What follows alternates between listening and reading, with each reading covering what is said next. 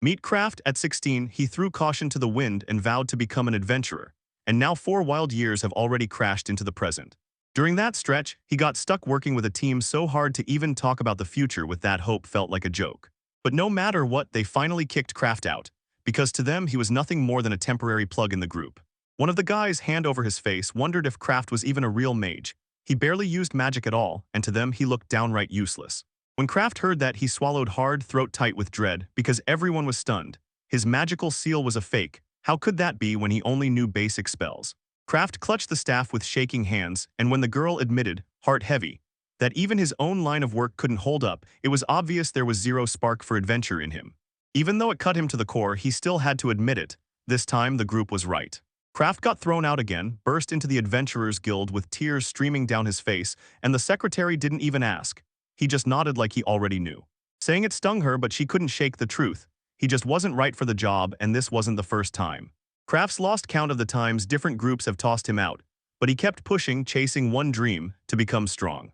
His combat spells hit like wet paper. Against even weak monsters, they crumbled, and he had no choice but to call for help. The boy could only pull off tiny bits of magic, like conjuring drinking water, but it dragged on forever, and everyone else just couldn't count on him. So they kicked him out, made him sign the paperwork, and straight up told him he never should have shown up in the first place. Kraft quietly begged for forgiveness, but once the words were out, he had no clue what to do next. Then the secretary remembered the Builders Guild's request, and when he heard it, it hit him like a shock, because it was the first time he'd ever heard of anything like that. He leaned in and demanded to know what exact job they were offering. She leaned in and said the weird job wasn't a rumor at all. It was about building an entire village right near the border road. You'll need someone who can sit there and hold the line for as long as it takes. So yeah, Kraft got tossed aside as useless, shipped away with zero say and no impact on the guild at all. The secretary was begging he wouldn't take offense. She wanted to hand the job to someone who couldn't fight worth a damn, but Kraft didn't want to do it and still had no choice. The secretary blinked at the wild decision, but when she saw how dead serious he was, she nodded and promised to slam through the paperwork. Boom, he got kicked out of the group and thrown out of the guild too. A brand new fire sparked in him. This step felt like the turning point, because from here on out he was bound to the builder's craft, fully convinced his whole life was about to swing towards something better. Right behind him, a deep rumble crashed through the air, so he spun around and saw a crew of young guys hauling a monstrous heavy load. The carriers shoulder-checked each other and muscled their way through the yard, packed wall-to-wall with workers. One of them snapped at his friend for spending money wisely. Then Kraft suddenly got called out, and he realized just how packed the crowd was around him. The master narrowed his eyes, then learned the young man had come straight from the Adventurers Guild to sign up for building a new border settlement. The master clapped the newcomer on the shoulder, told the whole team to stay sharp, hustled Kraft straight to headquarters, and thanked him for backing them up. At the Builders Guild, the second they stepped in, a proud, dignified leader was already there, waiting right on cue for the newcomer. He pumped Kraft's hand and grinned, saying the name fit his future as an architect perfectly, then fired him up with a cheer so big it practically lifted the room. While the paperwork was flying, the driver spotted the word mage in the profession box, and Kraft had to awkwardly confess he only knew the basics, no real spells. The chief told him flat out he hadn't passed the proper seal check, and then he promised to dig out the power the guy was hiding inside.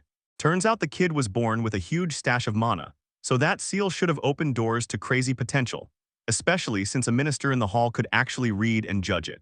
The assistant let out a weary sigh, thinking about the procedure's price tag, and the chief calmly promised it was all covered. Kraft was thrown off by how kind they suddenly seemed, like there had to be a hidden motive. Even with doubts gnawing at the seal's power, he still nodded and agreed to let them put it to the test. The chief summoned the gray-bearded herald San, and San rose from his chair in slow motion as he stepped forward toward him. The ancient elder shot the young man a sharp look, and declared that the heraldic seal had to be diagnosed right now. Kraft thrust out his palm, and the second San activated the artifact. A blinding blast of light detonated around him, swallowing the boy in a scorching glow of analysis. The herald's eyes snapped wide in an instant, like the shock hit him right in the chest. He jerked back, swearing what he'd just seen wasn't possible, and all around him, Kraft included, froze in stunned, anxious silence. The seasoned servant warned him straight up. His seal clashes so hard with the way he lives that it could backfire and wreck his health. The seal fought him so hard it felt impossible. Kraft's knees nearly buckled when he finally understood. Then it hit him all at once. This was the thing that had been strangling his abilities again and again. The herald, the diagnostician's right-hand man, demanded they change the coat of arms right away, because that deadly seal could spell disaster. The situation was screaming for an instant fix, If that guy said yes, the master could rewrite the paddle on the spot. Kraft pressed him on which coat of arms fit best, and the elder admitted right there that this was no ordinary case. The perfect choice ended up being a coat of arms packed with insane power. So rare, even the magic world itself barely ever saw one like it. Against all odds, that boy fit the seal of the Twilight Alchemist perfectly, an achievement so god-tier nobody there even dared to hope for. The guild master seized the young man by the shoulders and burst out with overwhelming joy. He was naming him the Twilight Alchemist, and nobody had ever seen anything like it before. When the capture landed, it nearly rattled the boy, and even the herald couldn't buy it at first, because the gap between an ordinary rank and a Twilight rank is absolutely enormous. Alchemists were already top tier, but the Twilight rank was treated like a legend, so impossible it hadn't shown up anywhere until this moment. Just like those fancy knightly seals get lifted into the Saint and Dragon ranks, the Twilight rank is the next big leap after a regular alchemist. So that's why Kraft could have been the mightiest alchemist of them all, no matter their level. Gerald claimed nobody had ever reached that rank before, so the title hung in the balance, but the meaning was crystal clear. If someone masters that seal's alchemy, they can theoretically turn the impossible into reality, even mint gold with their own hands. Gerald leaned in and asked if the young man wanted to switch the coat of arms. Kraft went back 4 years in his head and knew this was the opening he'd been waiting for. He looked at the old seal one last time, mentally waved it goodbye, and then demanded, "Start my shift." The old man lifted his staff high, poured his energy into the air, and soothed the boy with the same rewritten formula. A beam of light zeroed in on Kraft, and with a flash it officially crowned him the Twilight Alchemist. The young man stared at the fresh, shining stamp on his palm, stunned like it just appeared out of nowhere. Pure, unstoppable mana finally snapped its leash and surged out at once, blasting through his body like a tidal wave of raw, uncontrollable power. When Kraft felt that pure mana coursing through his veins, his mind just couldn't accept it. This wasn't a dream anymore, it was the real power he'd been chasing. The old seal crumbled away, and the coat of arms erupted into a warm golden blaze, like the gods had crowned it in pure, radiant light. The stunned herald finally said, "I've never seen anything like this in my life," and swore he'd rush to tell every other guardian the wild story nobody's ever heard. Kraft burst into sincere gratitude, feeling brand new inside, while the venerable elder just gave a slow nod, because guiding the chosen was his calling. Suddenly the dead quiet shattered as a girl blurted out in awe, her excitement spilling out uncontrollably. The tiny, desperate Lifa finally faced the lone, highest-ranking alchemist for the first time, and her excitement burst out like she couldn't hold it in. The girl made a beeline for the border village and greeted Kraft like they'd known each other for years. Then Kraft's young face flickered with a wave of awkward embarrassment as he answered her. He figured she was still too young, but her confident voice shattered that doubt. Then the alchemist's presence sealed the deal and lit up the whole expedition with fresh confidence. Turns out it was Liff who led the construction crew. Kraft didn't see that coming at all, and the guild head even questioned whether it was worth risking a rare specialist by sending him that far. The girl welcomed the newcomer, then drew a hard line, no route changes because the squad still needed Kraft. The leader tried to shrug it off, but the young man's face flared with shame, because Lifa's delicate frame hid ironclad resolve. To shut down every doubt, the leader pointed straight at the gnome blood in the girl's veins and her insane age, and the second he said it, he snagged a stare so sharp it felt like a blade. The moment the years got mentioned, Lifa ripped up a heavy hammer like it was nothing. Then the panicked leader crumpled to his knees, begging for mercy. While the apologies kept spilling out, the girl finally lowered her weapon, and Kraft couldn't believe how helpless even this respectable man could look. That young man just stared in silence, wishing the hammer would hover over him for one more second, because watching his brand new partner toy with the authorities felt downright unbearable. That joke from the head hit Lifa like a spark, rage exploded in her chest, and she slammed the floor with everything she had, shattering the boards into splinters. The wooden cover crumbled to dust, and the girl just shrugged, because she already knew that bill was going to land on the guild. She flat out declared her team would pay for everything, and nobody even dared to argue, while Kraft kept his mouth shut, letting the manager take the heat without stepping in. He was small in stature, but the way they said he was dangerously strong made the young man's skin crawl, especially after the head's late compliment, which only confirmed Lifa's nickname, Little. To shift the conversation, he claimed the girl likely carried noble blood from a border count somewhere in her bloodline, and it completely left Kraft scratching his head. Kraft had never even heard of some nobleman taking over a border village, so when the head offered him a deal, Kraft knew he'd have to step up and bring peace to everyone. Anxiety clawed at the boy's chest, but the boss shot back that with the Earth Gnome and the Twilight Alchemist, they'd crush any problem that came their way. This was Kraft's first real contract as an alchemist, so he swore he'd pour everything into it, while Lifa backed the team with her whole heart. Next morning, the whole squad was on full alert, because that girl just reported the carts got loaded in record time. Nearly half the guild hit the road, dozens of carts packed tight with gear and supplies, ready for whatever monsters of the unknown might demand. Kraft grabbed his stuff the second he got the alchemist's seal, then crushed spatial storage after fighting with it all night. He urged everyone to shift the luggage, but the others looked totally lost, so Lifa stepped in and warned them not to fire off pointless questions. Come on, spatial storage is the kind of rare power almost nobody has, and not a single soul guest Kraft was hiding it. Magic can hide mountains of stuff, so the Lifu leader leaned in with fire in his eyes and told the young man to clear out the first cart right now. When Kraft stared at that mountain of cargo, doubt hit him hard, but the chief just smiled and said, "Relax, we only have to handle one cart." Bricks and water were stacked into the carts, like a brutal, perfect challenge to see how far the mana could stretch and how long endurance would hold. Taking a deep breath, the boy summoned his courage, snapped the spell on, and drove it straight into that hulking transport. With a blinding flash, the whole cart vanished into thin air like it was never even there. Then he hauled the cargo back in no time, double-checking he had full control of that new power. The leader burst out in pure delight, and Lifa admitted she'd never seen a weave this powerful before. Only now did Kraft finally get it. Without alchemy, he could still scrape out a living as a cargo mage. With praise ringing in his ears, the young man grabbed the second cart. Then the head boss barked for the rest of the transport to be pulled in closer. The chief gestured at a handful more carts, and with a fresh surge of grit, Kraft decided to push past the edges of his space. To everyone's shock, he stashed loaded carts one after another, so smoothly he barely seemed to break a sweat. Friends burst out that this guy was unreal. Because of him, everything got cranked into gear fast, and Lifa shot him a warm, heart-melting smile. Kraft watched his comrades stare at him, faces split between pure relief and sharp worry. The boss promised him 20% of the cart rental, even if he thought it was a total trifle. The leader snapped a warning. If the Twilight Alchemist starts free work, eyes will lock on them fast and trouble will pile up where it's not needed.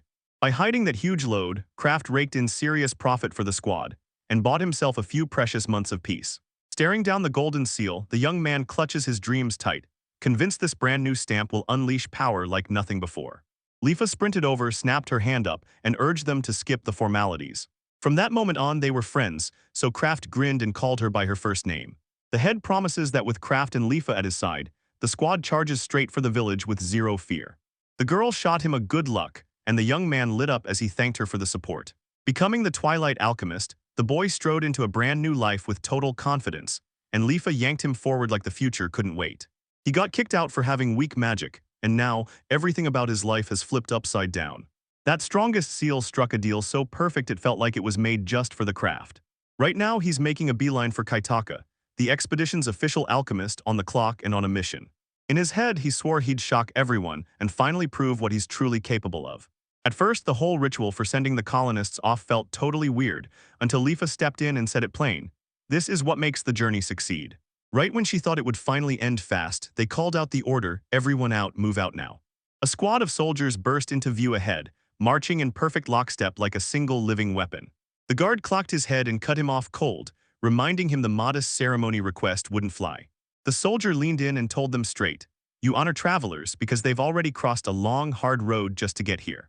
Young Zaid saluted the headman in a ceremonial uniform, and memories of an old acquaintance came crashing back. As soon as the honored guest showed up, every single person dropped to one knee, except the stunned Kraft, who just couldn't believe what he was seeing. Lifa, already finished bowing, smoothly tugged the young man down and hissed in his ear that he needed to bow too. Zaid waved off the formalities, making it clear this wasn't a ceremony at all, just a friendly meetup so there'd be no bowing. And just like that, it became crystal clear. The future settlement of Kaiteka would be led by the appointed brother, the younger one. Young Kyle Gisatelvel stood at the front, small, delicate, and scared, while his shy little sister clung close behind him because he was the one chosen to lead the colony. The squad leader gulped down his nerves, and Lifa felt that same dread hit her chest. Kraft shared it with her in an instant. Kyle greeted the expedition with a polite smile, then proudly introduced his younger sister Mina, who peeked out shyly from behind him. The girl breathed out a soft hello, and her brother explained that Mina was coming with him for some personal reasons. The head warned them about the dangers of this brutal long trip and demanded they check the kids' lineup, but Zaid shot back with a cold wave and brushed it off. The older brother dumped every responsibility on Kyle's shoulders, basically daring him to fail so if things went wrong, it would instantly prove Kyle was incompetent. That ruthless line snapped through the escort. She shuddered as she felt the patron's voice turn icy and cold. Kraft caught a flicker of muted despair in Kyle's eyes, and instantly knew they'd cornered him into a dead end. Zaid turned to the challenge like it was a chance for the annoying brother to finally prove himself and smirked, just a little, like he knew exactly what was coming.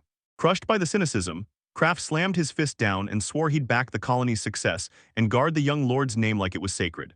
Lifa's eyes darted between the two of them as she felt it. Their intentions were at war, and the tension hit like a punch.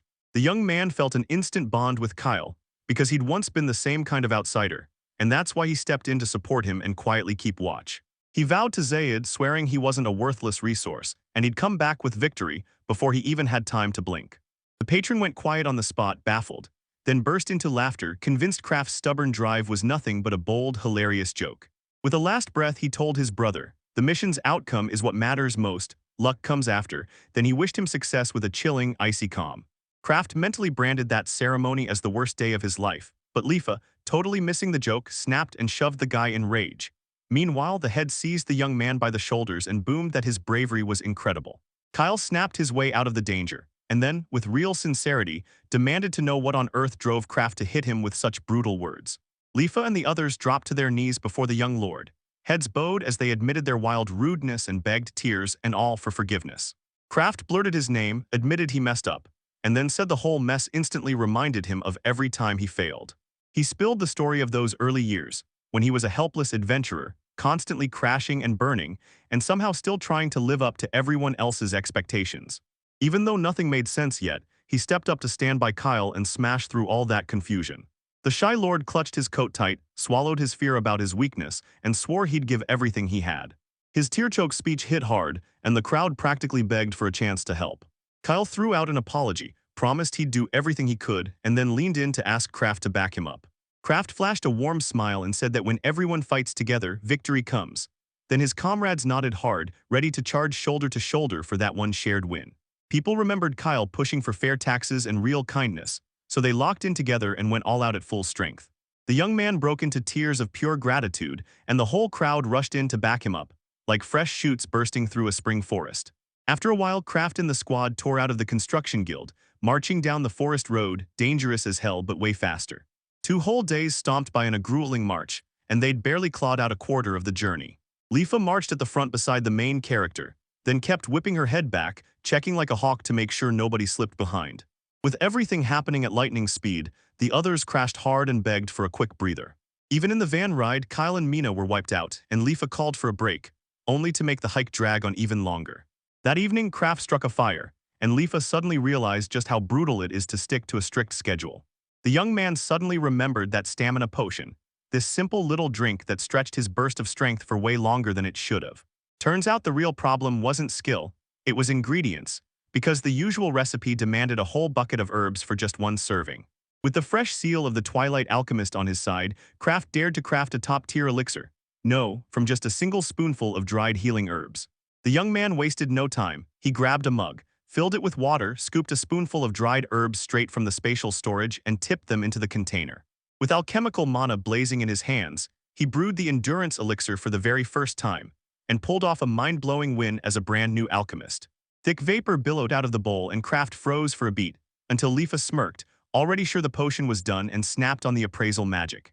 When she finally snapped back to consciousness, her face drained of color. She realized the young man really did brew that potion all by himself. She froze at first, convinced someone was messing with her, because that liquid looked downright unreal. Lifa's eyes lit up. Right in front of her sat an elixir of legendary quality. Kraft stared at the glass in shock. Turns out this drink's power lasts a full 1,000 years, kicks in for half a day, and somehow supercharges your endurance like nothing else. Lifa grabbed the boy by the shoulders and shook him hard, desperate to figure out how he pulled off a rarity she couldn't have cooked up even in a whole year. The shaken alchemist swore he'd whip up a potion for everyone the moment dawn breaks tomorrow. Morning came, and he and Lifa stirred a spoonful of elixir into the vegetable soup.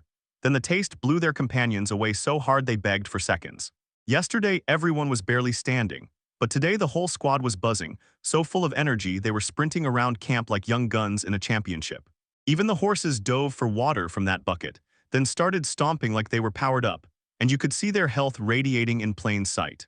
Kraft shoved the bottle into Kyle and Mina's hands, swearing it was totally safe to drink. Then the guards stepped in and shut them down. Alfred and Persia, the young lord's bodyguards, demanded answers for where that brutally powerful elixir had come from. They couldn't shake the suspicion that such a powerful remedy showed up out of nowhere, and Kyle rushed in to calm his companions. The master's trusting words hit the guards hard, but doubt still clawed at them, so they chose to test the potion on themselves. Alfred yanked the bottle straight out of Kraft's hands and chugged it in one wild gulp. Then he grabbed his chest like it suddenly caught fire. He crumpled to his knees, then snapped back up in an instant, like his body had burst with raw, overflowing power, stunning everyone who was watching. Power ripped through him like lightning, and everyone there just stopped dead, stunned as the warrior's strength spilled out and flooded the air. Persia started out terrified, but the second she saw there were zero side effects, she realized the potion was actually safe and it worked. Alfred's eyes blazed like a forge, and he swore he could tear mountains down. Then the alarm screamed, goblin hordes were crashing toward the camp, and only Persia clocked the danger in time. No hesitation, he bolted ahead, blasting past his companions and kicking up nothing but dust, then snapped right into the monster's swarm, chest to chest in an instant. Toothy goblins slammed together with knives and wooden clubs, and they egged each other on with a disgusting, screeching roar. Alfred slammed in with everything he had, then tore through the air with a raging swing, ending it all with a crushing wolf strike. Those brand new abilities let him pull off the most insane maneuvers with zero exhaustion, and even the warrior couldn't help but stare in shock. That alchemy camp, already bursting with elixir, was way ahead of schedule, so Kraft refused to slow down, buzzing with the dream of finishing the whole plan in half the time. They were supposed to take a month to get there, but they smashed through it in a week, and then they paused to make sure they really had hit the goal. People couldn't even find the right words, because everything felt unreal and far beyond ordinary, and Kraft totally agreed. He believed this was the perfect spot to rebuild the settlement. Out there, the open plains stretched wide enough for brand new dreams. Even though the place was labeled empty, Kraft knew it was a lie, because once long ago travelers had lived there and Leifa had told him, leaving him stunned. She broke into a warm smile and said, "This is where my childhood played out and where the best memories finally live again." She snuggled up to the creaky old wooden column, grinning at the return right as distant voices called out to them. It was Kyle. This young guy pushed for a serious talk before any construction started, and Alfer's advice made everyone huddle up in a tight circle. Leifa thought it was pure genius. Everyone adored Kyle and they'd actually listened to him, so she immediately rounded up her friends. Only now did Kraft realize this was Leifa's hometown, so he bit his tongue and refused to dig, because he didn't want to rip open the past. Just as he was trying to figure out how to lift the girl's mood, Kyle's voice cut through the air. He clocked the delay and shot out an immediate apology for losing focus. Kyle's stare hit like a spotlight, demanding real closeness, so when Kraft got flustered, he stepped back fast, caught off guard. The young lord swore he was safe with Kraft on his side, begged to drop the formalities, and even as the stern guards stared him down and watched every move, he pushed for a simpler welcome. Kyle clutched his fists and blurted out that he needed honest, open conversations, because without them, he knew he could never unlock his full potential with a mentor like that. With a sincere, almost childlike plea in his eyes, the Lord turned to Kraft, and the hero instantly looked away, knowing he had no chance of saying no. For a few heartbeats, the boys stared into each other's kind eyes, locked in silent battle over what they couldn't say out loud. Kraft finally gave in. If Kyle wanted a simpler tone, fine, he'd drop the formalities, just don't come back later and complain. The Lord practically lit up with joy. Persia snapped that the hero must keep that kind of closeness away from the nobles, and Sternulfhard swallowed his pride and just accepted the master's command. After a quick meeting, the site got stamped as a full border outpost, and Kyle got the big honor of leading the entire project with the construction crew by his side. Beyond the mountain ridge stretched lush, fertile plains hemmed in by thick forests, so the settlement had to be rebuilt fast, then fortified for survival. The young leader vowed to throw everything he had into it, then urged everyone to back him as he stepped into his new role. The whole crowd shot their hands up in sync, roaring for the young lord and cheering him on like they could fuel his fire. Even the tight-lipped Persians alongside Ulfhard crumbled into tears, then erupted with praise for the speech their protege had just delivered. Kraft spotted it. Mina, who always clung to her brother, slipped into the shadows now, quiet as a whisper, terrified to speak up. The hero caught her eyes, and the girl jolted hard, instantly embarrassed by the sudden attention. He stretched out his palm, silently asking her to stay close if it could soothe her, and Mina stared up at him, completely stunned. Just when Kyle was seconds away from dropping the next bit of news, she froze, then threw her arms around Kraft right in front of everyone. The young man snapped, "Look back," and every person in the room obeyed the young host's command without a second thought. Right when everyone's eyes snapped to him, the alchemist got swept into Mina's arms, and Kyle immediately started singing praises for the elixir's power and his allies' raw talent. The workers who couldn't help themselves surged forward, hoisted Kraft onto their shoulders, and drowned him in applause, right over his frantic pleas to be kept under control. Even with the hero protesting, they still hoisted him and flung him up again and again, like he was a living banner of hope. Leafa flashed a smile, warning him that trust is a huge burden, while Kraft begged in sheer panic for it to stop. Panting from all that overwhelming attention, he begged for the party to stop. He was terrified the grand show would burn everyone out before long. Once the clapping died down, the hero sucked in a breath, and Leafa took the moment to suggest they get to know each other better on the job, and everyone instantly agreed. From now on, Leafa took charge of the temporary housing, hounded everyone to read the project manual, and the residents jumped right into the jobs she handed out. After saying their goodbyes, Leafa thanked the adventurers for the escort and went to hand over her reward, only to have them wave it off and insist on a bottle of endurance potion instead. One drop of Kraft's elixir was worth more than gold, so he snatched the vial on the spot, while Leafa made it painfully clear she hated the whole idea. The girl blared that this rare tincture demanded a special flask, or its power would vanish on the spot, but her companions shrugged it off like it was nothing. Kraft calmly promised that the potion would stay potent for a whole millennium, even stuffed in a plain pouch, and the entire room couldn't believe what they were hearing. He even brought up flasks that can keep a drink good for 1,000,000,000 years, and the room lit up with admiration. Someone straight up joked that alchemists really do work miracles. The adventurers snatched the vial with joy, wrapped up the project's first stage, and thanked the donor with all their hearts for the incredible gift. A builder swung open the doors to a huge, gorgeous house and basically hinted that Leafa and Kraft were moving in. Then the girl shot up in shock, eyes wide. She couldn't wrap her head around why she had to share her life with Kraft, until he flat out told her it was the biggest place they had. Leafa blurted out an awkward mumble and Kraft could only stare, no clue what caused her embarrassment. The young man thought it would be a hassle for her to split the chores, but the girl snapped back that she was done with that idea, and told him not to stir up weird situations. Kraft treated shared housing like a normal thing for guildmates, but that laid-back attitude only left Leafa more and more baffled. Still blushing, she insisted they'd also have to share a room. Like, yeah, that definitely looked way too suspicious. The worker promised her they'd have separate rooms inside and urged her to calm down. This building serves as the guild's temporary headquarters, so the rules of decency won't budge an inch. Leafa let out a shaky breath of relief, even as her cheeks still burned, because her imagination had already run wild. Kyle showed up, and the girl instantly eased the tension by snapping that the employee was at fault. Then she grinned and buried Kraft in the sand, sending the Lord into panic. Kyle decided to take his mind off it by digging a well together, swearing to himself he wouldn't set off or irritate explosive Leafa again. Even with the endurance elixir in his hands, hauling water every day felt like a total waste, right there by the river, yet it still dragged on forever. Kraft pushed the idea hard. A proper well would make everyday life way easier, and Kyle couldn't help but pray the alchemist's skill would land in his hands. Leafa didn't believe they'd uncover the aquifer that easily, but the hero shot back that concentrated magic would force a spring to erupt right under their feet. Leafa blurted out, stunned, how any ordinary alchemist could pull off summoning a whole stream, and Kraft calmly said he'd been studying water magic before he changed the seal. With the mage's crest, mana flooded him almost to the brink. Now the Twilight Seal gives him control, letting him guide it perfectly without a single drop wasted. That bold confession blew Leafa's mind, and then the young man smirked and said he had an even better way to find water. With a sharp snap of his fingers, Kraft urged them to test the idea right there, right then. Kyle and Leafa froze, trading wide-eyed looks, because they had no clue the alchemist could pull off tricks like that. Leafa suddenly snapped back to the Orvine's ancient method, and Kraft immediately proved it by raising the stone he was about to turn into a drop. An alchemical flash ripped through the stone, turning it into a clear gem conductor that would flare the moment it sensed a hidden vein beneath the ground. With a pendulum like that, finding water gets way easier, even without Kraft stepping in, yet trouble still rears its head. To forge a drop, you need a magical core, so Leafa demanded to know what exactly was missing. You had to grab those mana stones the monsters drop, because their quality flips based on the rank of the monster you just crushed.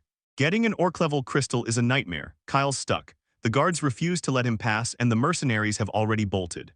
Leafa pitched the idea of buying in town, but the constant costs would have wrecked them, so Kraft grabbed his gear and decided to hunt for it himself.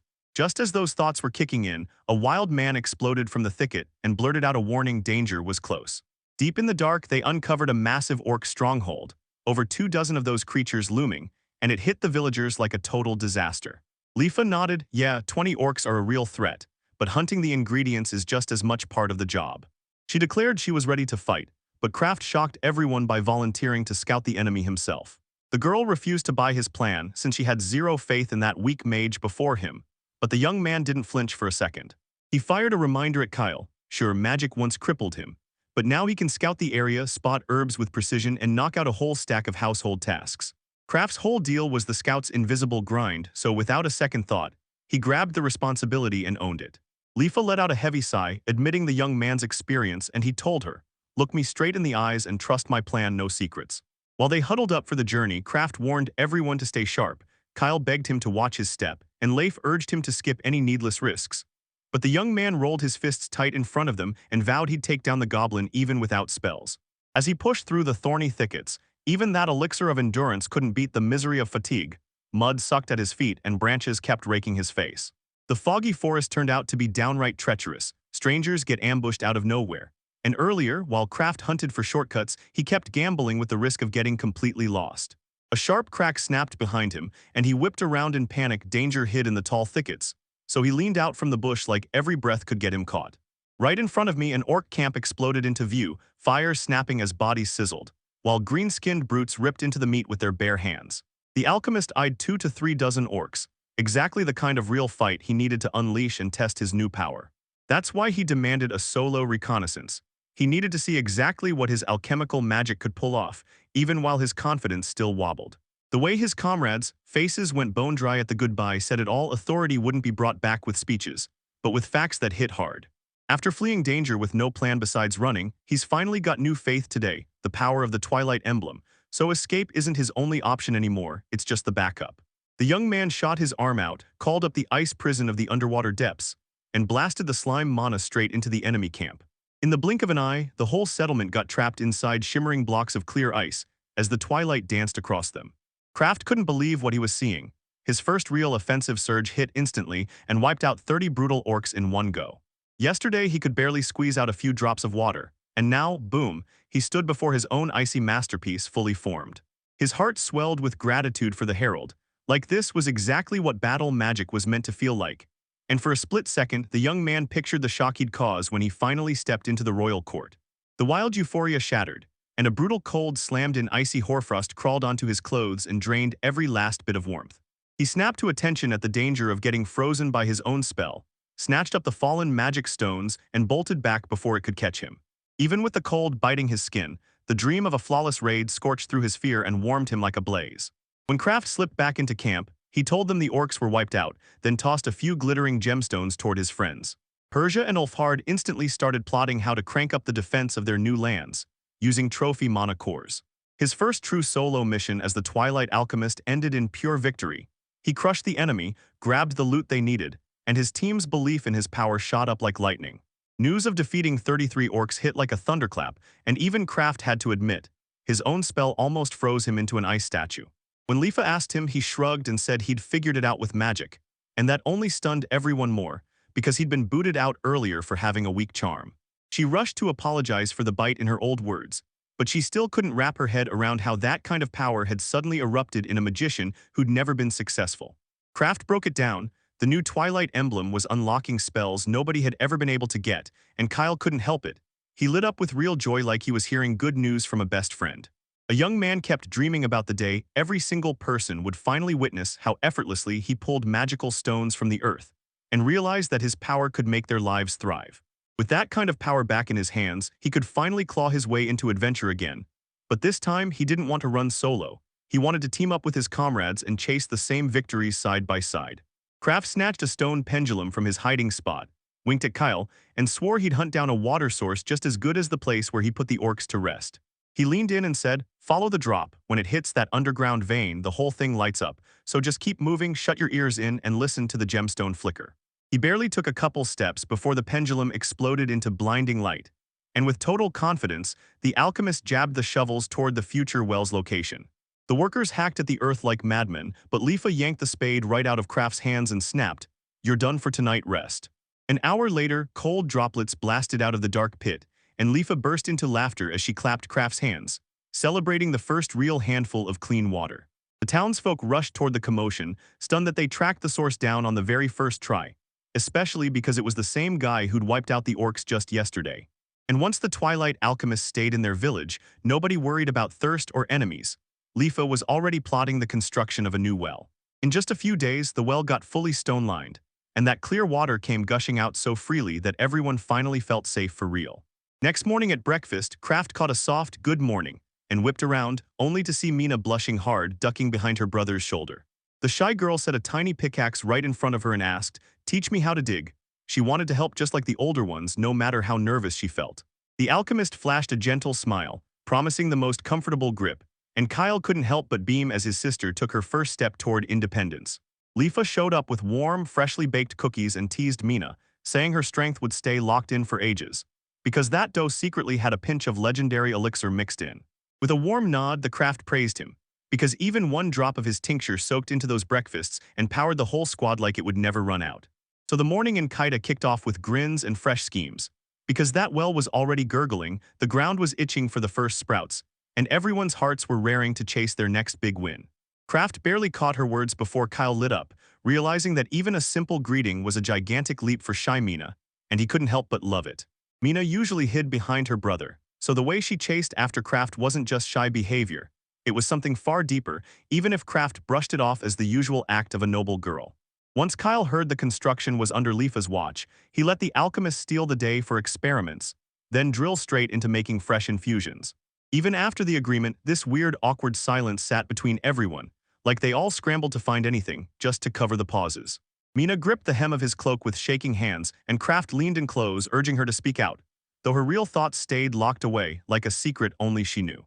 Persia awkwardly guessed the lady just wanted to stay close to the alchemist, so he swallowed the tension and decided not to turn it into a disaster.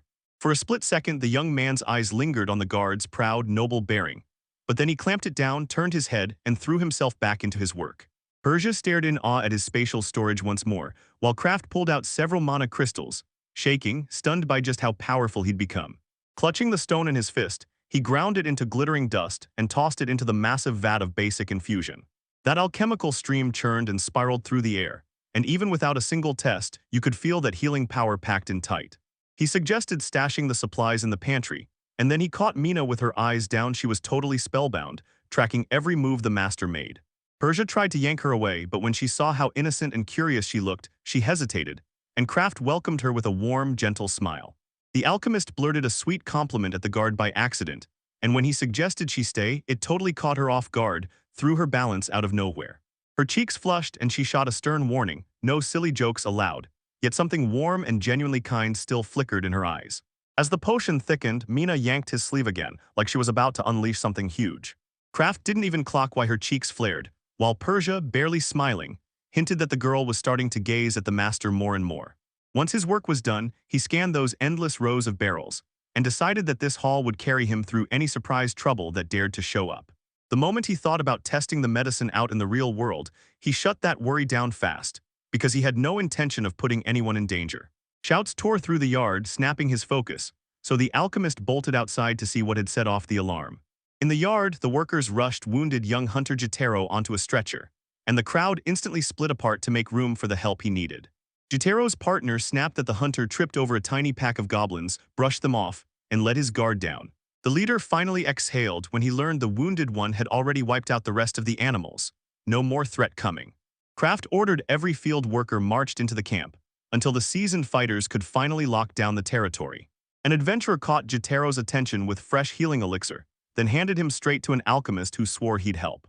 Kraft crouched over the damage and found brutal deep cuts and shredded tissue that screamed for immediate treatment. Persia couldn't believe the hunter didn't back off. 6 goblins are brutal, yet the young man kept his ground anyway, and she praised his courage. She shut down the pointless questions and snapped for the alchemist to move, hurry, and stitch up her bloody cuts before it gets worse. Kraft slammed basic healing mana into his wounds, clocked the artery rupture in an instant, and knew he couldn't afford to stall even for a second. In his eyes, the usual army bruise won't cut it here, so he's got to gamble on a brand new elixir. They found out the damage was deadly. He was bleeding out, the meds they needed weren't available, and there wasn't a single healer within reach. It all hinged on a single shot, and Kraft clenched his resolve, ready to put his own remedy to the ultimate test. Lifa hauled in a whole barrel of murky green elixir, and the alchemist snatched the ladle of thick stuff straight away, no hesitation at all. He drizzled the infusion straight onto the wounds, and without a word, begged the formula to finally work. The couple lifted into the air, swallowed by clouds that smeared everything they saw. Then, for one terrifying moment, it looked like the experiment had crashed. Suddenly, Jotaro leapt onto the stretcher, stunned that the pain was gone and that he felt unbelievably light. Wide-eyed, the hunter stared at his own body, searching for cracks and finding none. Lifa couldn't even process it. Just a minute ago, he was one step from death, and now he's standing there completely unhurt. Jotaro shot the alchemist a grateful nod, because that potion's power crushed even his wildest hopes. Kraft practically beamed at the healthy flush lighting up the young man's face, but Lifa still couldn't shake the nagging doubt that it didn't feel like real healing. Even though the hunter was sure he could handle it, the alchemist demanded rest, because that huge blood loss still had him needing recovery. Kraft pressed his fingers to the pulse and scanned the mucous membranes, stunned that the tincture had pulled the blood back to life almost instantly. After the exam, he told Jotaro to stay locked in bed until dawn, watching like a hawk for any nasty complications. Within a minute, the young man was already itching to get to the fields, but stern Persia snapped him back to caution and discipline. The workers stared in shock when yesterday's dying man showed up with a hoe, and then he beamed as he praised the elixir that dragged him back to his feet in seconds. Persia saw how powerful that herb could be for the army, but the moment she did, she couldn't stop wrestling with the political fallout it might trigger. She grabbed the alchemist's attention and demanded he guard the secret, warning him the truth was painfully delicate. So she pulled Kraft into her house for a secret talk, far from anyone's nosy ears. The guard swallowed hard and spilled how brutal the rivalry around the Margraves estate and its power sources was, because every edge you seize there costs you dearly. She said that potion was so potent it could spark a whole new outbreak of war between the clans. The alchemist swore he'd guard the recipe like it was treasure, and Lifa backed him up, demanding they stay tight-lipped until the recipe's real worth finally hits like a thunderclap. Persia promised she'd reach Kraft straight away if anything urgent popped up, and then she hit pause on sending reports up the chain for now. She rushed back into the safety of Kyle and Mina as Lifa drove the teams to build the protective fence. The alchemist stared at the wounds like they were a puzzle, then decided to track down Jotaro, because that young hunter actually had real combat experience. Kraft couldn't believe it, just normal goblins had wrecked someone on his level. Persia snapped the alchemist out of his rhythm and let him steer his own investigation into every brutal detail of the clash. Out in the field, Kraft finally caught Jotaro, who was practically vibrating with double the excitement, insisting he could launch the hunt any second.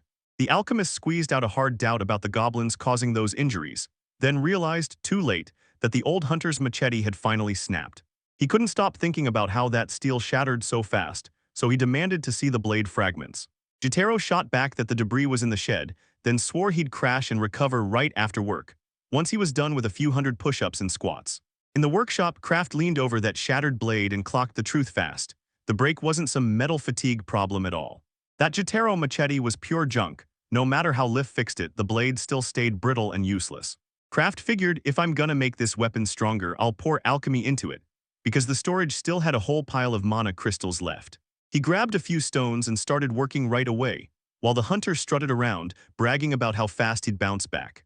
Jotaro yanked off his shirt and flashed that flawless, scar-free skin, and his friends erupted in non-stop admiration. He warned everyone not to underestimate Kraft's elixirs, swearing those infusions were pure magic. His comrades burst into teasing laughter, reminding him that even miracle potions can't dodge pain, so the hunter better stack his exploits with absolute care. In Liff's forge, the furnace was only starting to roar. Right then, an alchemist stepped in and fired off a request to her. The girl swore she could fix any broken tool, and Kraft immediately jumped at the chance to join the experiment. He shoved a flask into her hands, and inside swirled dark alchemical oil meant to harden metal like armor. This hardening essence can crank up the power of any blade, and it's famous among top masters, so when Liff heard about it, he was genuinely shocked. She swore ordinary blacksmiths don't even dare to dream of a piece like that, because only alchemists can forge it. When Kraft heard that, he couldn't help but grin. Turns out he'd actually made a material so rare it felt unreal. Lifa said the olive's power isn't automatic, it rises or falls with the master's seal, and with mana crystals it goes straight to its max. The alchemist straight up admitted he's never mastered blacksmithing, so he leaned in eagerly to watch the guild masterwork, no matter how small it looked. The girl joked that the temporary forge was nowhere near good enough, but she swore she'd work even harder, and that bold promise made Kraft genuinely admire her. Lifa grabbed a fresh olive, slicked the blade in it, and tempered it by the roaring flames with steady, careful hands. In a blink, Jotaro ripped through the air with his upgraded machete, and with one brutal swing, he dropped a thick tree clean in half. The hunter loved every second of the blade practice, swinging until Kraft finally stepped in and ordered him to stop before he got himself hurt. Lifa, desperate to know what happens, lifted her weapon toward the blinding sun and scrutinized the edge like it was about to reveal a secret. The steel was brutally hard, no chips, not a scratch, and its bend felt just like the top-notch mithril blades, springy and unstoppable. Lifa realized this. If the blade was just hard, it would have snapped like glass. But this one was forged with the nastiest steel and alchemical oil, and that's why it hit with such a brutal finish. Kraft pushed for a new gimmick, pulled out a flask of the second batch of olive oil, and it hit the heat just as Lifa was tempering the machete. Jotaro smeared that blade with a dark, rusty-looking liquid, convinced it was a rust protector, only for the alchemist to smirk and demand, "Now tested in action." The hunter slashed with his fresh blade, and the tree crumpled like dry straw, sending splinters flying in a wild storm. Kraft was buzzing and he clapped. This new test was way easier than the last one, and the hit came out cleaner too. Jotaro couldn't contain his joy. Those logs were slicing like glass now. But the alchemist never got to explain the oil's tricks because something totally unexpected erupted right then. Without even calculating the force, the young hunter smashed an entire tree down in one swing, so focused he didn't even notice the blade tearing clean through the trunk. For a few heartbeats, everyone went stone still, staring down at the fallen giant, then finally let out a huge, shaky breath. Even though the boys cracked up at how lucky they were, Lifa's smile faded fast. Because what sat in front of them wasn't just a machete anymore, it was a real battle relic that demanded iron control. She had a hunch it was the legendary olive of sharpness, and Kraft didn't hesitate. He confirmed it and warned that anyone drowning in too much cheer could be in real danger. The chief blacksmith snapped in a serious warning. Jokes are done, one slip could cause real injuries. Then the alchemist quickly bowed and apologized. Jotaro was buzzing with dreams of new feats, but Lifa pinned him down and made him promise one thing: extra caution and no flashy cuts. Even after her pleading, the boy already bolted to brag about the blade, watching the workers gasp as the edge gleamed and sliced clean through the logs with terrifying ease. One woodcutter went to swing his axe and nearly wiped himself out. Lifa snapped her hands over her face and yelled for the dangerous swings to stop right now. She grilled Kraft about how long it would last, and he guessed it would burn for a full day with regular use, until intense chopping cut it down to half a day. Even if you oil every rural tool to perfection, that bottle won't give out for a full week, because the alchemist swore the shop stacked with more than enough crystals. Lifa cut in and reminded them, if they wanted to keep pushing these experiments, they'd have to dive into serious monster hunting to snag fresh stones. She yanked a promise out of Kraft and Jotaro, no dangerous tests without a warning, and then snapped a ruthless look at Alvard, sword raised. The very next morning, the alchemist dragged himself up, wrecked from a night of hard work. Bags under his eyes, he headed straight to the well to splash water on his face and shake off the sleep. Impatience hit him like a wave, so he burst outside for fresh air, using the walk to wrestle with how to finish the batch of brand new elixirs and olives. Kraft tried to clear his head by strolling down the street, but then right from Kyle's room, muffled moans cut through the air. He inched up to the crack and peeked in. There was the boy, trembling in a fever dream, drenched in sweat, snapping into convulsions while he gripped the blanket like it was the only thing keeping him alive. That moment clenched the hero's heart and screamed a gut-wrenching warning. Kraft realized things had to move fast, so he quietly pulled the young lord aside, hoping his calm words could cool the storm. Suddenly, a warm hand clamped onto his shoulder. It was Persia, and she shot a quick gesture to keep the sleeping one from stirring. With a heavy voice, she told Kyle that these attacks are just another brutal routine in his everyday fight. The elixir of endurance buys him a few precious hours of calm, but the moment its power fades, that fever slams right back into his body. Kraft snapped to attention when he saw the truth. This kid's body was paper-thin, and every hit sucked him dry until he was hanging by a thread. Persia told everyone that doctors fear she might have a heart defect, but they still can't pin down the exact diagnosis. So for now, all that's left is to protect her and give her the care she needs. She cried that all she had were grit and sheer will, but it still wasn't enough to flip the whole situation. Kraft wastes no time or extra chatter. He immediately vows to do everything he possibly can for Kyle. He took it like a personal dare, swore he wouldn't stop, and set out to craft a special brew strong enough to hold a weakened heart together. That young lord had started feeling like family to him, so turning back was never on the table. The hero plunged into the ancient herbarium, and there, buried in the rot and danger, he found the truth. The only plants he needed grow in deadly swamps. That's why those medicines are so rare and ridiculously expensive. The ingredients are so hard to find it's basically impossible. Kraft spotted the closest swamps nearby and launched into reconnaissance. At the forest's edge, he froze. Terrifying snakes writhed through the wiry sedges like living nightmares. Thanks to its all-seeing magic, the hunters could spot the predators from a safe distance, without ever getting close enough to be caught. Over all of them loomed the seven-headed hydras, swamp royalty, guarding their ground like towering, breathing fortresses. The alchemist figured it out fast. The prized herbs were impossible to snatch in secret, because every hydra was guarding a huge stretch of swamp like it owned the place. Kraft hauled himself back to the village, found Lifa, and told her he'd been hunting herbs for a fresh elixir, only to get stuck because he couldn't gather them from those swamps. Plants only sprout in those deadly swamps where terrifying hydras rule, and somehow the hero still can't figure out why that's even the case. At lunch, he realized these monsters. Eyes could spot him from way too wide, and one clean strike wouldn't finish them. Lifa's face tightened with anxious dread. The hero felt her excitement ripple through the air. Hydras live in swamps after all. But the girl quickly bowed her head and apologized for how emotional she'd gotten. She pointed out that long ago a dwarf settlement stood right here. Then hydras came rampaging and the whole place got wiped out. Clenching her fists, Lifa snapped, "Everything's way messier than it looks at first, trust me." Turns out the real reason everything got torn apart was a ruthless wave of raids led by the highest-ranking predators. Kraft nearly jumped out of his skin. Hydras almost never crawl out of those swamps, so getting hit by a whole pack felt totally unreal. The girl fought to keep her feelings from spilling over, straight up saying that monsters still crawl into the area. The hero spoke from the heart, offering real sympathy because he genuinely understood the pain she was trapped in. Even with danger snarling at his heels, he went after herbs again, but he packed the smallest group possible, determined not to spark a fight.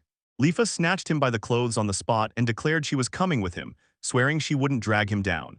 Kraft warned her to be careful, but she only grinned back, flashing the fact that he'd been an adventurer himself. She promised she'd follow every instruction to the letter, and the hero shot her back a warm, knowing smile. Then they rallied the rest of the crew and set off on a quick little expedition together. Inside the workers' house, Kraft laid out the expedition's purpose, carefully leaving out Kyle's illness, and he made it clear they only wanted volunteers. Persia stepped back, lost in thought, while everyone else stalled, afraid to lift their hands. In the end, she looked him in the eye and said yes, and Ulfhard blinked in shock, then quickly agreed to watch over the kids while she was gone. The girl thanked him, swore she'd be right back, and Ulfhard stepped into the job without a single complaint. Jotaro happily jumped in too, but those uneasy silent stares from his buddies made Kraft's gut tighten about the young man's safety. Jotaro shot her a steady look and promised he'd keep his distance with the bow, while Lifa and older sister, Persia, slammed into the front line and covered the mage Kraft. The alchemist nodded, "Four's enough, just move together," but Lifa kept stealing nervous looks at her companions' weapons.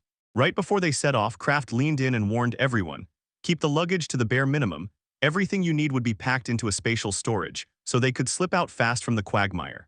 Persia stayed in her personal guard's usual light armor, but the alchemist's non-stop stare really got under her skin. And this time, Lif strapped on near-full armor and swung a massive hammer into his hands, and it completely stunned Kraft. He fretted over her mobility, but she grinned and promised him the gear's weight wouldn't slow her down one bit when it came time to show her skills.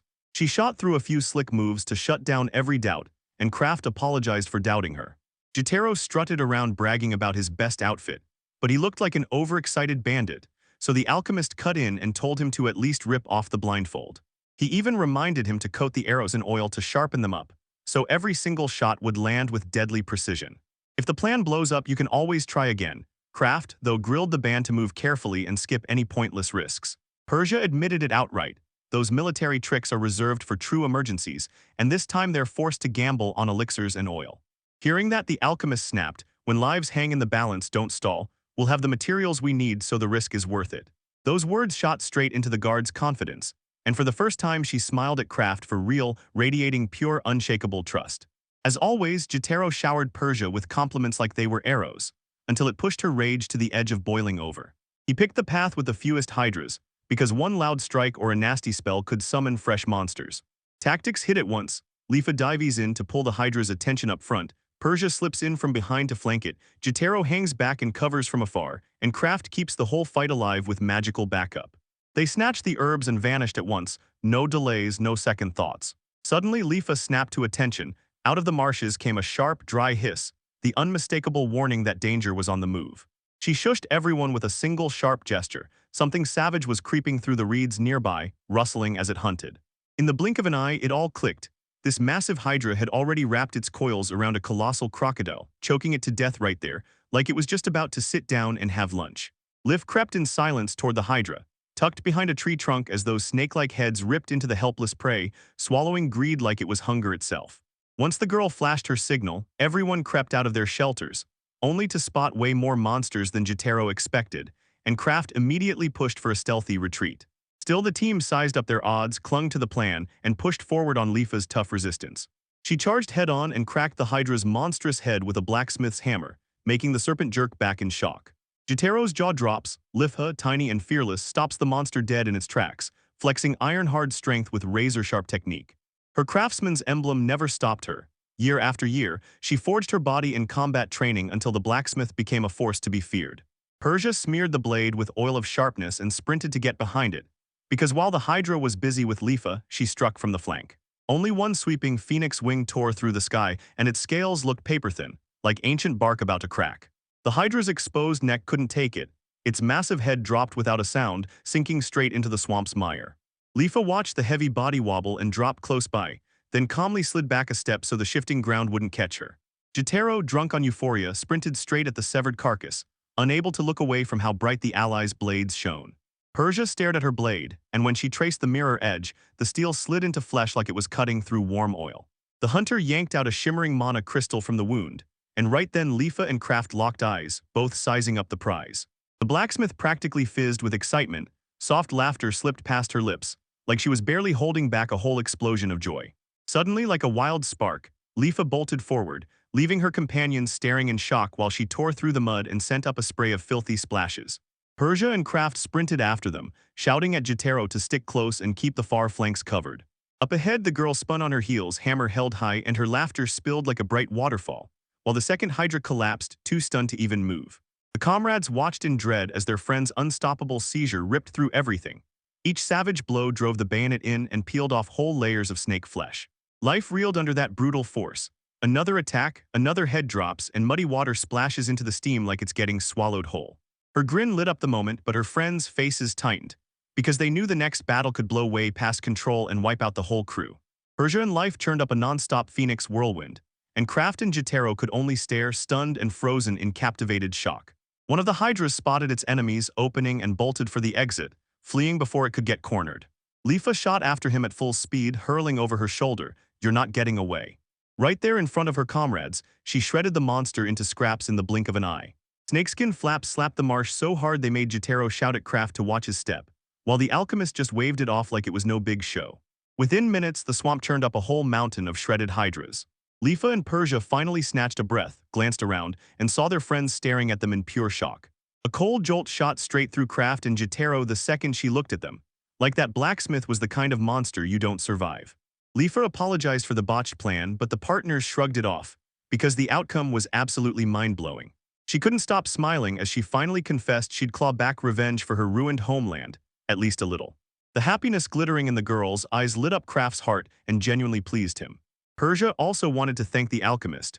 While Lifa fought off the monsters, she had to keep supporting him, and she couldn't have done it without his help.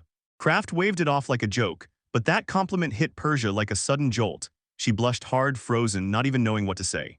Jitaro snapped back that they'd never actually gathered the herbs. Then Persia almost blurted out Kyle's illness, but she clamped her mouth shut at the last second while Kraft quickly steered the conversation away. He begged them not to spread rumors, and the hunter eyed him with sharp suspicion, then said nothing. He spun around, gripped the cauldron, and brewed the legendary elixir of ailments. Now all that was left was to put it to the test. Lifa swore the potion was safe, but the missing clinic made Kraft's stomach twist.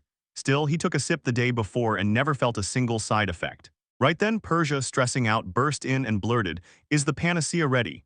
She even said she'd risk catching a cold if it meant they could test it under the waterfall. Kraft's mind flashed a wild image of a naked girl under a freezing stream. Then Leifa's harsh stare slammed him back to reality in an instant. Persia snapped that she'd trained under the waterfall for years and never caught a single sickness, so the whole experiment was pointless. But the alchemist fumed, demanding yet another volunteer, and right then, the young courier called Persia's name and handed the request straight to Kyle. The moment hit like a brick wall, every voice vanished, and everyone snapped their eyes to Kyle, who just kept smiling.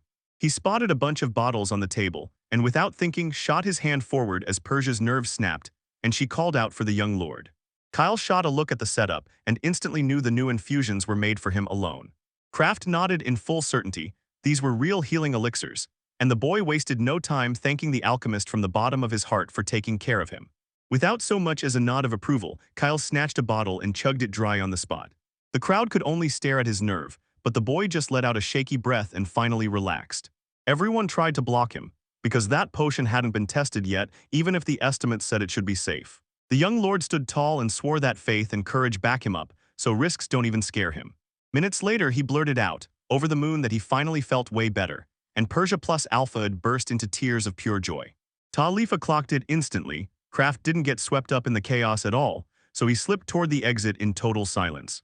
He stormed back, locked eyes with Kyle, and demanded he stop pretending. The guards were stunned and Kyle swore he'd truly recovered, but the alchemist demanded he prove it again and again. With Kraft's warning hanging heavy, the Lord's face drained of color. He looked pale with pure disappointment because Kraft had begged him not to lie. The alchemist warned them that so-called miracle will twist everyone's hopes into lies, and it'll end up hurting the whole community. Persia and Alphad were thrown off by the magician's sudden shift in attitude, and rage instantly flared in them at how he behaved. Kraft shot an apology to Persia, then admitted, between doubts, that he was only half sure the infusion could even beat Kyle's congenital ailment.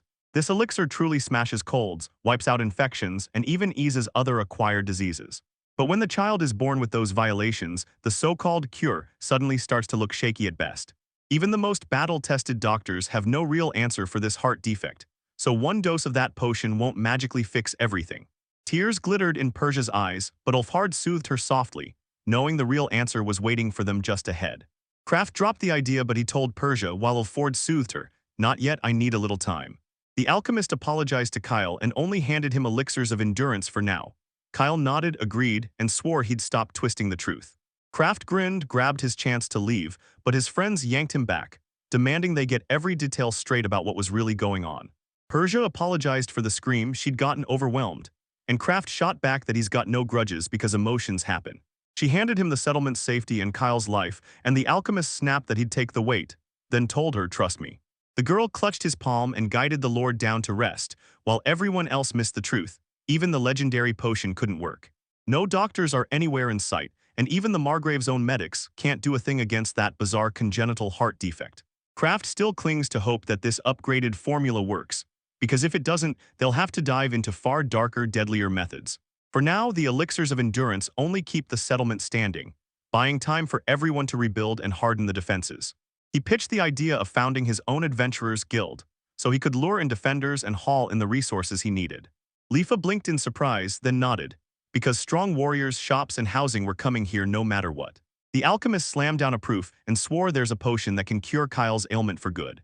Those healing herbs only sprout in far-off lands, and every other rare ingredient you want. Yeah, you're getting it the hard way by fighting monsters. He cracked open the herbal book and jabbed his finger at the picture of the plants they needed. The book flat-out claims these herbs only grow in the underground homes of dragons. Kraft told Kyle to hang on just a bit longer. He promised he'd find the cure for real. While that was happening, a fresh caravan finally stumbled up to the borders after an exhausting journey that drained every last ounce of them. On their journey, they kept blasting their way through monster attacks. So yeah, that's why this place is called the Land of Monsters, and why they hired armed guards to back them up. One of the laborers shook with nerves and blurted that miserable shacks were waiting for them up ahead. Then he slammed his forehead forward the moment the guide snapped to a stop. The travelers froze in shock. Right in front of them sprawled a real city, packed with nearly 30,000 people, buzzing with life and exploding as it grew. They stormed through every building, scratching their heads like, "How did we end up here?" And even the village had a well pumping out clean water. Lifa met the newcomers at the border and hit them with a blunt reminder. This whole development only started 6 months ago. She flashed a knowing smile and said the real masters had all arrived, and together they'd build a settlement worth remembering. Plus the guests nodded along, firing off excited agreement. Kraft stared in awe as the village burst into life. Because the guild's plan was working, pioneers and thrill-seekers were flooding in to chase their next adventure. Reddick, the young knight in shining armor, greeted Kraft with pure joy, stunned that this surprise meeting had actually happened. Back when they rode together, the alchemist assumed Reddick was watching the caravan, but Reddick stayed for a totally different reason. With a loud laugh, he swore that he'd stay right here from now on, serve the village, and soak up his shocked friend's reaction. When they asked him why, the knight just smirked and said, "Monsters are everywhere now that the new settlement here. We've got supplies within reach." Reddick flushed with embarrassment and admitted he regretted Kraft leaving, but that regret barely lasted a heartbeat. At first they stuck together, then the group drifted away and left the maid standing alone. Right there, the heartbreak parade began. Kraft felt like a weight dragging him down, and he fled from his companions like a hunted fugitive, too slow to match the pace. No matter which team he ended up on, the same tragedy struck, and now those memories crawled down his spine like ice. Reddick laid it out. This imbalance crushed everyone's future, so they had to part ways, even as nobody wanted to let go. On top of the self-proclaimed mage label, Kraft got teased with a nickname he didn't even know he had. The knight reported it in a low voice. Those newcomers were calling him the mentor of beginners, but they'd cringe at saying it to his face. They grew only because Kraft stayed patient. Then when they tossed him out, guilt hit them hard and they never even dared to admit it. The alchemist closed their eyes and replayed every shared step, and suddenly it clicked. Those choices weren't random at all, they were hiding something big behind the scenes. He could hardly believe it, but the looks on his old friends' faces screamed one thing: they were genuinely embarrassed. Kraft thought his adventurer days had meant nothing, but then he saw it clearly: some people truly value what he's done. Reddick stared at his friend and wondered how many more untold stories were still out there, then thought, maybe it was time to rewrite them together. Reddick decided the only retribution that mattered was this. He would throw himself into serving the new settlement with relentless dedication. With a firm shake of Kraft's hand, he leaned in and demanded they entrust the group with any task they needed. The village exploded in size, thanks to the Adventurers Guild opening its doors and pulling people in by the hundreds. For ages, these lands have been crawling with monsters, so hunters flocked here and stayed put to cash in on the hunts. With them came a brand new business that sprang up to serve the newcomers' every need. More and more people kept pouring in by the hour, and Lifa was already sprinting through apologies, begging everyone to forgive the fact that there weren't any rooms left. The craftsmen sprinted to enlarge the hotel, but even with every worker pushing to the limit, they could barely stay ahead of the frantic pace. A giant line was snaking in front of the shop, packed with elixirs and weapons, and with every shove the noise kept roaring louder. Some people demanded olive of sharpness, others pushed for healing herbs, and the owner of Silura kept apologizing as the shelves stayed heartbreakingly empty. Her politeness melted the tension, and even someone waved people aside just so they could catch a glimpse of her charming smile. The young adventurer clutched his head, no olives left at all. Then a friend stepped in, offered to share some right away, and just like that the deal was sealed: help hunt the hydras. That's when Kyle hit the call button and reached out to Kraft for a conversation. In the conference room, the alchemist slammed a kettle down, poured tea for everyone, and leaned in to demand what was really going on. Kyle, parked beside Mina, leaned in and declared, "All right, settlement's got to have a name, and we're naming it now." Kraft couldn't believe they still had no name, yet the young man looked dead serious. All their founding attempts got wiped out in the blink of an eye, so fast that nobody dared even think about naming anything ever again. The alchemist tossed out Kylivka with a grin, and Persia, and Ulfhard pushed the very same idea right after. The locals praised the Lord's deeds, so a name like that felt perfect. Persia nodded so hard she nearly toppled over. But Kyle wouldn't let it slide. This settlement was built by all of them, so it can't carry just his name. They need something shared by everyone. Persia let out a deep sigh. No options, not right now. But Kraft understood instantly. Fighting this was pointless, so he'd have to hunt down a new worthy name. The hero snapped his attention to Kyle's younger sister, and Mina threw out a wild suggestion, naming the whole settlement Kraft Villa. But Kraft didn't even flinch, just waved it off. Kyle clapped with pure excitement, bragging that his sister was brilliant. Then the alchemist snapped back that they needed a different move, floating Lafana as a tribute to the guild leader, while Mina refused to budge. The Lord declared loud and clear that Kraft deserves the credit, so the name fits perfectly. Yet the alchemist, burning with shame, slammed the idea shut. Persia muttered in disgust but still obeyed her master, until Kraft snapped, "You're a worthless chatterbox," and she nearly crushed him to death with a suffocating hug. A sharp knock hit the door. Lifa slipped in, bowed with an apology for the intrusion, and when she spotted the alchemist sprawled on the floor, she nearly turned right back around, but he stopped her and begged her to stay. Sliding into the table, the blacksmith dove straight into the brainstorming, then snapped his fingers and proposed the name: Twilight Village. Persia scowled at the word. She felt it spelled decline, while Lifa grinned and stared right at the Twilight Alchemist emblem. She made it crystal clear. This place survives only because of the craft seal, and its name is a direct nod to the role that fate forced it to play. The alchemist stalled for a heartbeat, then Persia snapped into agreement. Those gloomy symbols fit the borderland perfectly, even if they send faint little warnings crawling up your spine. Kyle bounced the idea around and then pitched it: Dawn Village. A whole new day that hits like a fresh surge of hope. Lifa vowed that dawn was the perfect omen for a brand new stronghold, and Persia dropped to her knees in the face of the Lord's command. The girls all turned to Mina, and with cheeks burning she nodded, "Yeah, I like the dawn too." So it's official, starting right now their home gets a brand new name: Dawn Village. Persia lit up and swore the name gleamed like gold and fit Halo's vibe perfectly, but Kraft just awkwardly scratched his head like he didn't know what to say. Lifa marched off to handle the paperwork, and Kyle trailed behind, murmuring that he still had dreams of the Kraft Villa. But the alchemist just played dumb like he never heard a word.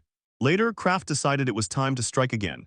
He planned a fresh extraction raid and rushed to Lifa to hammer out every detail.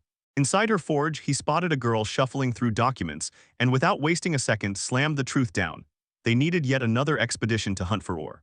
That lineup of resources sounded downright insane: iron, copper, mithril, and if the universe decided to smile, even adamantium. The alchemist snapped the map open, jabbed his finger at a cross on the page, and said the guild's forecasts were dead certain. Right there, he'd strike rare veins. Hearing those words, Lifa's face drained of color fast, and the hands clutching the papers started shaking on their own. Cold sweat drenched Lifa. She already knew that marked mine was a trap best avoided, and Kraft silently studied the fear crawling across her face. The alchemist pushed for an official escort through the Adventurers Guild, paid straight from the Dawn's own budget. They planned to mine the ore by forging steel picks, firing them up with hardening oil, then coating them in sharpness oil, and a life dwarf would guide them straight to the veins. The girl shot Kraft a suspicious look, because yeah, he was definitely hiding something. He swallowed his pride, apologized hard, and swore that the on-site test he wanted to run was totally safe, just a tiny alchemical experiment. Soon they huddled up to form a team. Lifa never blinked, staring down Kraft like she could smell a sneak attack coming. Reddick clasped the alchemist's hand and poured out thanks for the trust. Then Jotaro, nobody saw it coming, stepped up to join the quest, and Kraft just shrugged and said, "Let's go, because in this forest you can never have too much bow." So they sprinted off to hunt down that harvest ore, and that first move is their shot at saving Kyle. Reddick cracked a joke that Lifa looked like she was watching the alchemist, and Lifa just shrugged. There are reasons. As they headed out, the leader called for a quick intro, just to get the team back on the same page. Reddick himself is a swordsman marked with a knight emblem, and Lifa's jaw drops when she realizes it's Kraft's old partner. Next, they introduced Saul, a stern ranger with a stare that felt like a spotlight, and she quietly mumbled an apology for her terrible eyes before giving a short head nod. Reddick joked that her character was made of steel, and Saul shot him an annoyed look that practically sizzled. Kraft grinned, so much time had slipped by since they last hit those raids together. The alchemist even tried to feel for Saul for a moment, but Reddick never slowed down, staying one move ahead, and Kraft finally realized the girl's heart wasn't for anyone else, it was aimed right at the swordsman. Saul, a little flustered, grabbed Kraft's hand and told him she was thrilled to team up. Reddick leaned in and said, "That skinny biffle, he's a healing priest, no joke." Draped in black robes, the mage mess stands there, while the axe-wielding giant Graham looms beside him like a walking disaster. Everyone nodded in sync, and Kraft mentally pinned down exactly who did what, ready to strike. The squad huddled up, then charged toward the marked cross ridge, where rare metals lurk, deadly trouble waits, and maybe medicine for the young lord is hidden too. Priest Biffle eagerly clasped Kraft's hand, and their handshake sparked a warm, friendly smile. Even with no staff in hand, Mage Mess still tore into magic like a pro, and Kraft couldn't help but be blown away. Warrior Graham, broad-chested and silent as stone, gave nothing but a hard nod, because talking simply wasn't his thing.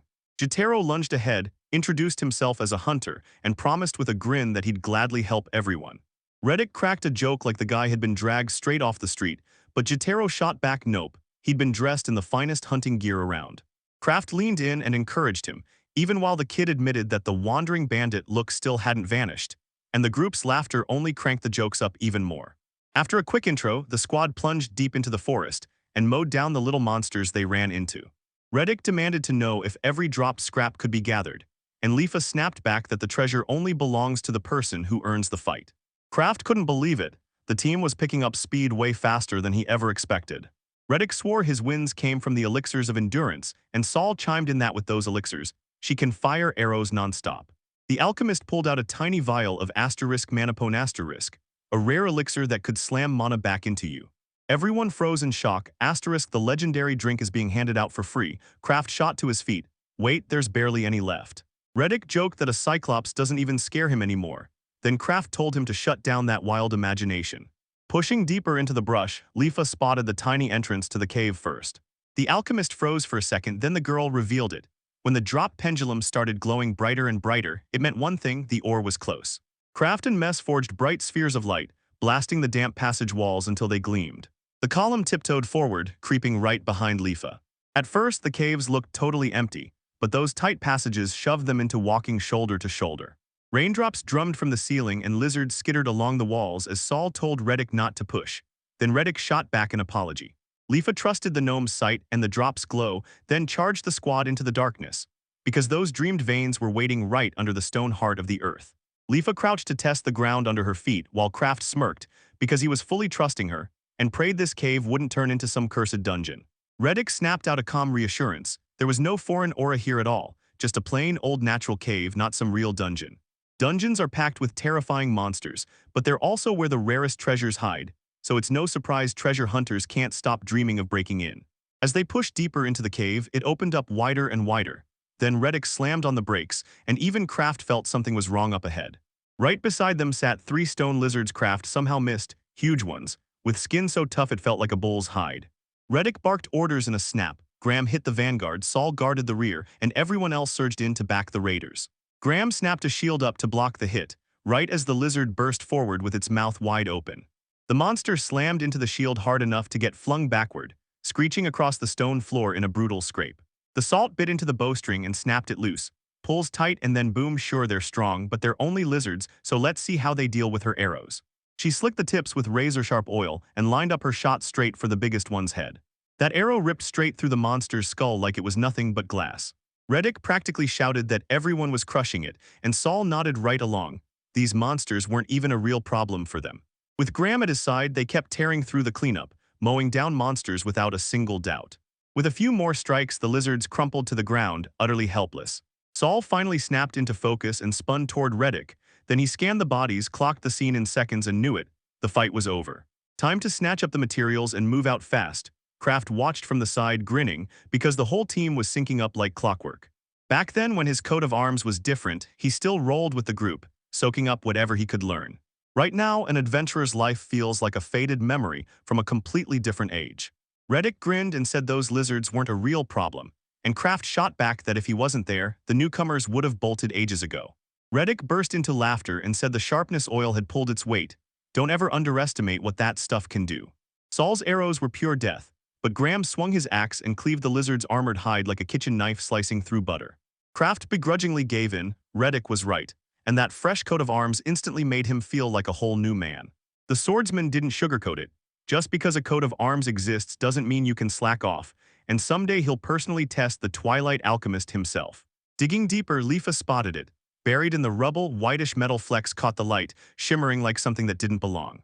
Her gut screamed mithril, and that hit Reddick like a thunderclap, because he was already daydreaming about armor forged from that legendary wonder metal. With the vein's concentration already running low, the girl pushed, "Let's dig even deeper," and Kraft backed her without hesitation. After a few dozen steps, that drop started blazing brighter, and Lifa snapped her hand up to halt the squad, because up ahead, a huge open hall waited. She bolted ahead first, shouting for the others to come see what she'd found. The forger's eyes burned with hunger, and the massive chamber's walls were packed tight with glittering crystalline spires. Lifa bolted to the nearest boulder, and Kraft spun around, stunned out of his mind. Everyone, even Reddick, strode through the glittering pillars with their mouths hanging open. Mithril dreams were turning real right before their eyes. The alchemist showered the blacksmith with praise for her brilliant work, and Lifa couldn't stop daydreaming about the treasures she'd forged with all that wealth. The capture got ripped apart by a sudden quake out of the dark. A giant eye blazed into view, and Reddick roared, "Lifa, run!" From the shadows tore a ferocious roar. An endless, blank-faced, toothy giant barreled straight toward the girl. In the blink of an eye, the Cyclops, huge and rippling with strength, gripping a colossal mace, closed the distance and hovered right at the edge of disaster. The monster crouched in the hall's shadow, stalking its next meal, its one blazing eye filled with pure greed. It lifted the stick high, lining up a brutal strike meant to crush the little blacksmith. Reddick lunged forward, slammed his shield in front of Lifa to block the danger, shoved her back, and snapped that she had to retreat. Looking back, he shouted for Graham to cover the front, while Saul and Lift dashed to safety.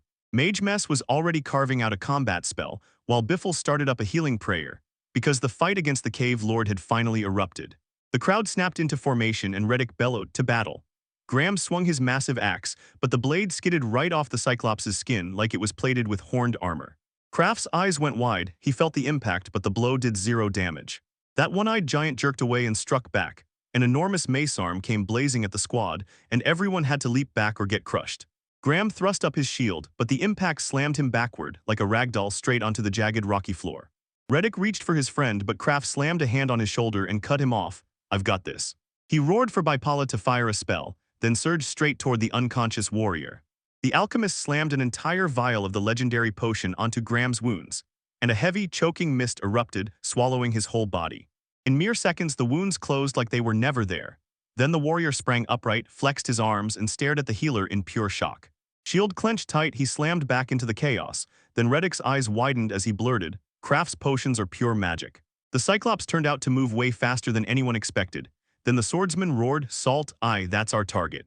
The ranger fought through the pain and got healed, but the monster was faster than his sight, no way to land a clean shot. Reddick swung to slice his own leg tendon, but the Cyclops sprang back with razor-steady ease, like it was laughing at everyone watching. The mace screamed through the air again, and that next brutal clash made it crystal clear. This fight was slipping hard out of their hands. Kraft realized we're going to lose, and panic slammed into him as he flipped through spells. Fire and wind could wreck them in that cramped cave, and earth just wasn't his strong suit yet. So he lifted his hand, brandished the emblem, and went all in on the gamble. The comrade spun around, right on Kraft. Ice crystals flashed into existence, rapidly snapping into a sharp, faceted spear. The icy wolf fang tore forward with a sharp whistle, and before the Cyclops could even blink, it drove straight through his ribcage. The monster went rigid, an icy stinger jutted from its wound, and cold frost snapped outward in an instant, sealing everything in ice. The squad froze in pure disbelief. Kraft was unleashing magic like they'd never seen before. Reddick thrust his sword up and shouted, "Saul, aim, Graham, cover." Then him and the warrior crashed under the sweeping slash as the ranger snapped his bowstring back, ready to land the killing hit. Reddick dodged like a blur, then tore into the Cyclops' muscular arm with the storm blade, and followed it up with Wolf's hot strikes. Side by side with Saul, they blasted onto the monster's torso and tore it apart with the joint rock dissection.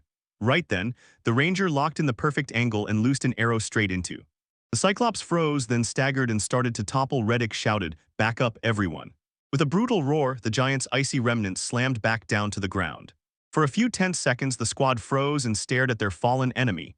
Then it all hit them, realization finally breaking through. Their victory. Reddick snatched Kraft by the shoulders and blurted, "We did it." Graham grinned too, though he mumbled something you couldn't quite make out. Jotaro exhaled with relief that they'd finally crushed that monster. Then Leafa shot up and yelled, "What power?"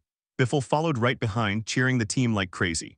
Kraft shrugged it off, saying, "It's all your coordination," but Saul snapped back, "If you hadn't brought that ice fang, we'd still be stuck fighting that brute way too long." Reddick nodded and snapped, "Spit it out, what's this new sorcery?" Because the moment he looked away, the alchemist unleashed magic no one saw coming. Salt swore Kraft's strike was the turning point, and they wasted no time, finishing off the frozen target for good. The alchemist broke into a relieved laugh, finally admitting his worthless magic had actually saved the day. Leafa declared the ore was finally safe to mine, and Reddick nodded along, because that's exactly why they'd hauled themselves here in the first place. While the warriors hacked precious materials off the carcass, Kraft and Leafa leaned in close and traded words. "Pray," Graham licked his lips, daydreaming about armor forged from cyclopean skin, while Biffle pinched his nose, gagging at the brutal stench of blood. Leafa shot Kraft a wave, pickaxe gripped tight, already itching to rip out every last ounce of mithril and the other ores she could get her hands on. After a while, the blacksmith slammed 4 barrels full of ore, but the hunger for more still clawed at him. Breaking through that inner wall was a nightmare. No ordinary pickaxe could even dent the rock. Kraft leaned in and said, "Let's go for the secret weapon," then yanked out a weird metal cylinder like it was the final card. Leafa's brow tightened. "What is this?" He leaned in and answered, "An alchemical explosive charge mana detonated on command." "Stop, this is insane," the girl blurted out. Kraft grinned, "Relax, if we don't press the heartstone we're safe." Leafa let out a breath. "I'm not talking about me, I mean the cave." Leafa snapped at him in pure outrage, warning that the invention had never been tested, and Kraft just shrugged it off, saying it was totally safe. The girl demanded everyone back from the rocky outcrop, but Jotaro was practically vibrating with impatience, and Kraft just kept blurting, "It's nothing serious." Reddick's stomach dropped at the sheer anxiety, because the alchemist had already pulled off miracles, but Leafa leaned in and said, "Yeah, you haven't seen his reckless side yet." She seriously demanded that everyone remember her words. Then Kraft, rounding everyone up, swore that the power in the charge is like a firecracker. He slid the cylinder into that tiny crack, grinned at the blacksmith's panicked face, and started the countdown. The whole team flinched and clapped their hands over their ears, bracing for that incoming boom. One, and a brutal explosion detonated inside the cave, shaking the walls as the sound ripped through the deep darkness. A blast of force ripped through the ground, dust exploding up like a storm. Leafa and Saul snapped their eyes shut, and pebbles clattered onto their helmets. A couple of the closest ones got yanked clean back like they were thrown, and the blacksmith only sighed, "I warned you."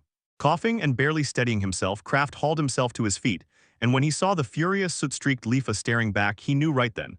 Sorry wasn't going to cut it. He mentally cheered that he hadn't tested the device on the Cyclops, because if he had, the monster would have been erased into nothing but icy dust. She swung with full fury, but Kraft snapped back like, "Wait, the breed is easier to break now," and that argument saved him. Leafa let out a heavy sigh and said, "If we load charges into drilled holes, the blast is totally controllable, so we're calling it a drill explosion." The alchemist instantly hailed her as a genius, but the blacksmith shot her a stern glare and snapped, "Enough with the jokes." Kraft's heart slammed against his ribs like it wanted out, so he swallowed his fear and nodded, pretending to submit. Even the rest of the squad chimed in with warm words, and then they hauled Alchemic into a brutal 2-hour lecture on being careful. At dawn, still a little embarrassed but totally unbroken, they bolted back, because the whole village had already heard the news of their victory over the Cyclops. Joy erupted as the kids swarmed the barrels of mithril, like they'd just found the biggest prize at a celebration. While the chaos roared around them, Kraft and his squad stood out like real heroes in the borderlands. Kyle and Mina met at the gates. When the Lord greeted the expedition's wife with open warmth, the alchemist stood there floundering, trying to figure out how to explain where the angry blacksmith had vanished. The village merchants gasped when they finally learned the team really did pull mithril from the earth, and they swarmed around Lifa, throwing offers at her left and right. Before the girl could even get a single word out, the crowd swarmed her with non-stop questions about the sale. Some tried to slash the price, while others shoved cash at her on the spot. Kyle instantly clocked it. Those merchants would do anything to get their hands on that rare metal, and he urged everyone to wait and hold off reporting until Leifa showed up. The hero nodded in agreement and slid into the seat beside Kyle's younger sister, who never usually left her brother's side. Yet today, she'd pulled away and gone silent. This stunned Kraft. She didn't even glance his way, and he couldn't make heads or tails of what her behavior meant. Then a disheveled Lifa burst into the room, shot out a quick apology for being late, and launched into her report. Yet she still looked totally wiped out. She said she barely slipped out of the trader's grip, and when Kraft clocked her messy hair, she snapped it back into place in a heartbeat. Right there in the main seat, the blacksmith snapped open the report and dove into it. No hesitation, no delay. She kicked it off by painting the cave in vivid detail, stone lizards skittering around, fireflies drifting like sparks, and giant beetles crawling past, all caught the moment they started exploring. 5 reasons rapid success hit like lightning. A magical explosion, sharpening oil that made everything cut sharper, a special storage that held the goods tight, precise calculations that never missed, and of course, Lifa's brain behind it all. She flushed with embarrassment when they praised her, then she quickly credited the team's tight bond for pulling it off. No one got hurt. She swore those endurance elixirs were everything, because without them, they never would have survived the Cyclops, the monster everyone said hunted down fresh arrivals. Because this monster hunts you all the way to the end, the unprepared don't stand a chance. Kyle was seriously relieved it all worked out in the end. Kraft lifted his teacup, told them they deserved thanks for the support, but he couldn't shake the feeling of those watchful eyes on him, like they were waiting for him to do something. So he quizzed Kyle on what came next. Kyle said they should pause selling mithril in the village for now, and Lifa backed that call without hesitation. She laid it out. A revolution swept through the masters in Mifflin. People who once couldn't even handle mithril suddenly mastered it overnight. Demand exploded, so selling only at the absolute peak of prices makes sense, and then Kraft dropped a request: pass some of the equipment to the local adventurers. Kyle didn't even hesitate. He snapped that it was a great idea, then immediately started pushing for a plan. Thanks to the profits, Radok's squad hauled in fresh gear fast and upgraded everything in a snap. Then in the morning, Lifa decided to start melting mithril into ingots. Kraft wasn't against it, but before she began, he stopped her and asked for a favor. In just a few days, while the hero was neck-deep in potions, Lifa blasted his name and called him over to the workshop. Pride lit up her face. His order was done, it just had to be seen, so Kraft slammed his notes shut and sprinted toward her. The girl kept squirming with impatience, and the young man buzzed with curiosity, dying to know if the work would actually live up to the hype. Right in front of him sat a brand-new alchemical crucible, shimmering with breathtaking patterns. The craft boldly flaunted its razor-fine carving and perfectly unified shape, an absolute masterpiece. That sweet compliment lit up the blacksmith's cheeks, and she quickly dashed to move the cauldron into the alchemical room. The hero yanked the handle, yet a crackle of electricity snapped through it, and the shock forced him to pry his grip off immediately. That tiny crackle of wisdom snowballed into a roaring river of knowledge, crashing straight into the young man's mind. Lifa went wide-eyed when Kraft hit the ground, and Kraft snapped. I got slammed by a wild surge of information in my head. The girl remembered that same rush of emotion, the moment she'd made her very first sample and realized she'd hit something special. That new knowledge blasted through his mind like fire, but the alchemist kept his cool and saw exactly how useful it was. With a grin, he urged Lifa to try the kettle right then, and she let out a shocked little sigh. Kraft combined 2 different elixirs in a single vessel, then thrust a surge of mana into the mix and watched it ignite. Sparks burst from the boiler, dancing across the girl's eyes as pure delight lit them up. A thick plume of steam shot up to the ceiling, and Lifa figured the job was done. Then the alchemist just nodded like he'd barely begun. They forged the condensation olive for mithril hammer after hammer, tempering again and again, until that metal turned ultra-hard. Her check came back clean, pure, top-tier quality, and the hero immediately thrust a vial into her hands for samples. Lifa sucked in a deep breath and sprinted for the forge, while Kraft stayed locked on a book, waiting for the verdict to land. The door swung wide, and from the threshold the blacksmith blared the news. Brand new hammer, fresh anvils, and enough weapon ideas to fill the whole sky. She lit up at the new openings, and the young man insisted it was her own merit. Yet Lifa wouldn't budge, claiming everyone owed it to the Twilight Alchemist. Kraft awkwardly told her to quit the compliments, like it all just happened by chance, but if Lifa's smiling, then he's smiling too. Kovali didn't waste a second and shot back to the forge. All right, time to crank out a few more trinkets. 1 second she was right there, and the next, she'd vanished into the workshop, muttering that the work was beyond the roofs and that calling her was pointless. The girl had completely slipped into a creative trance. 2 months vanished like a blink, and then, one morning, Reddick marched up to the alchemist and dropped the bombshell that their recon over there had finally paid off. The craftsman leaned in, asking for every detail. Then the swordsman dropped an ambrosia flower onto the table, a legendary celestial bud so breathtaking it stole the hero's breath clean away. Kyle and Alpha stared in disbelief. They'd never seen anything this gorgeous, and they had no clue when the squad snagged that rare treasure. Kraft just smirked, turning to Reddick and giving him one clear job: verify the rumor. Everyone stared in awe at the gleaming petals, except Persia, who hung back, raising her eyebrows like she was deep in thought. Reddick unfolded the map and pointed out the route. Yeah, it was a long road, but they'd nailed the exact coordinates to the glade of ambrosia. The alchemist snapped, "Don't bother matching their squad's rhythm. Once they down those endurance elixirs, they'll bolt faster than a whole herd of horses, and a normal expedition would take nearly a month." He then pressed for answers about the area's security, and the swordsman didn't sugarcoat it. There was a monster posted at the territory, guarding it with its life. They tried sneaking in quietly, but you don't stay hidden when a dragon is on the prowl. So yeah, this thing is a dragon. Green, wingless, but covered in armored scales and built like a fortress with pure strength and unstoppable endurance. When they heard that, Kyle, Mina, and the guards went deathly pale. Because that green dragon is a nightmare waiting to hunt any fighter who dares. Kraft coldly weighed it up and said, "This is deadly serious, but now we've seen the enemy's face and that alone is half the win." Kyle slammed the brakes on the talk, because he needed one thing clear. His friends weren't about to go charging in and recklessly attack that monster. Reddick finally admitted it. This was the exact move they'd been planning in secret while they were gearing up to fight that giant. The young lord, shaking with terror, begged, "Stop. The dragon fight is way too dangerous, but what am I risking my life for?" Kraft laid out the embroidery like it was a treasure map. Because you don't just need one flower.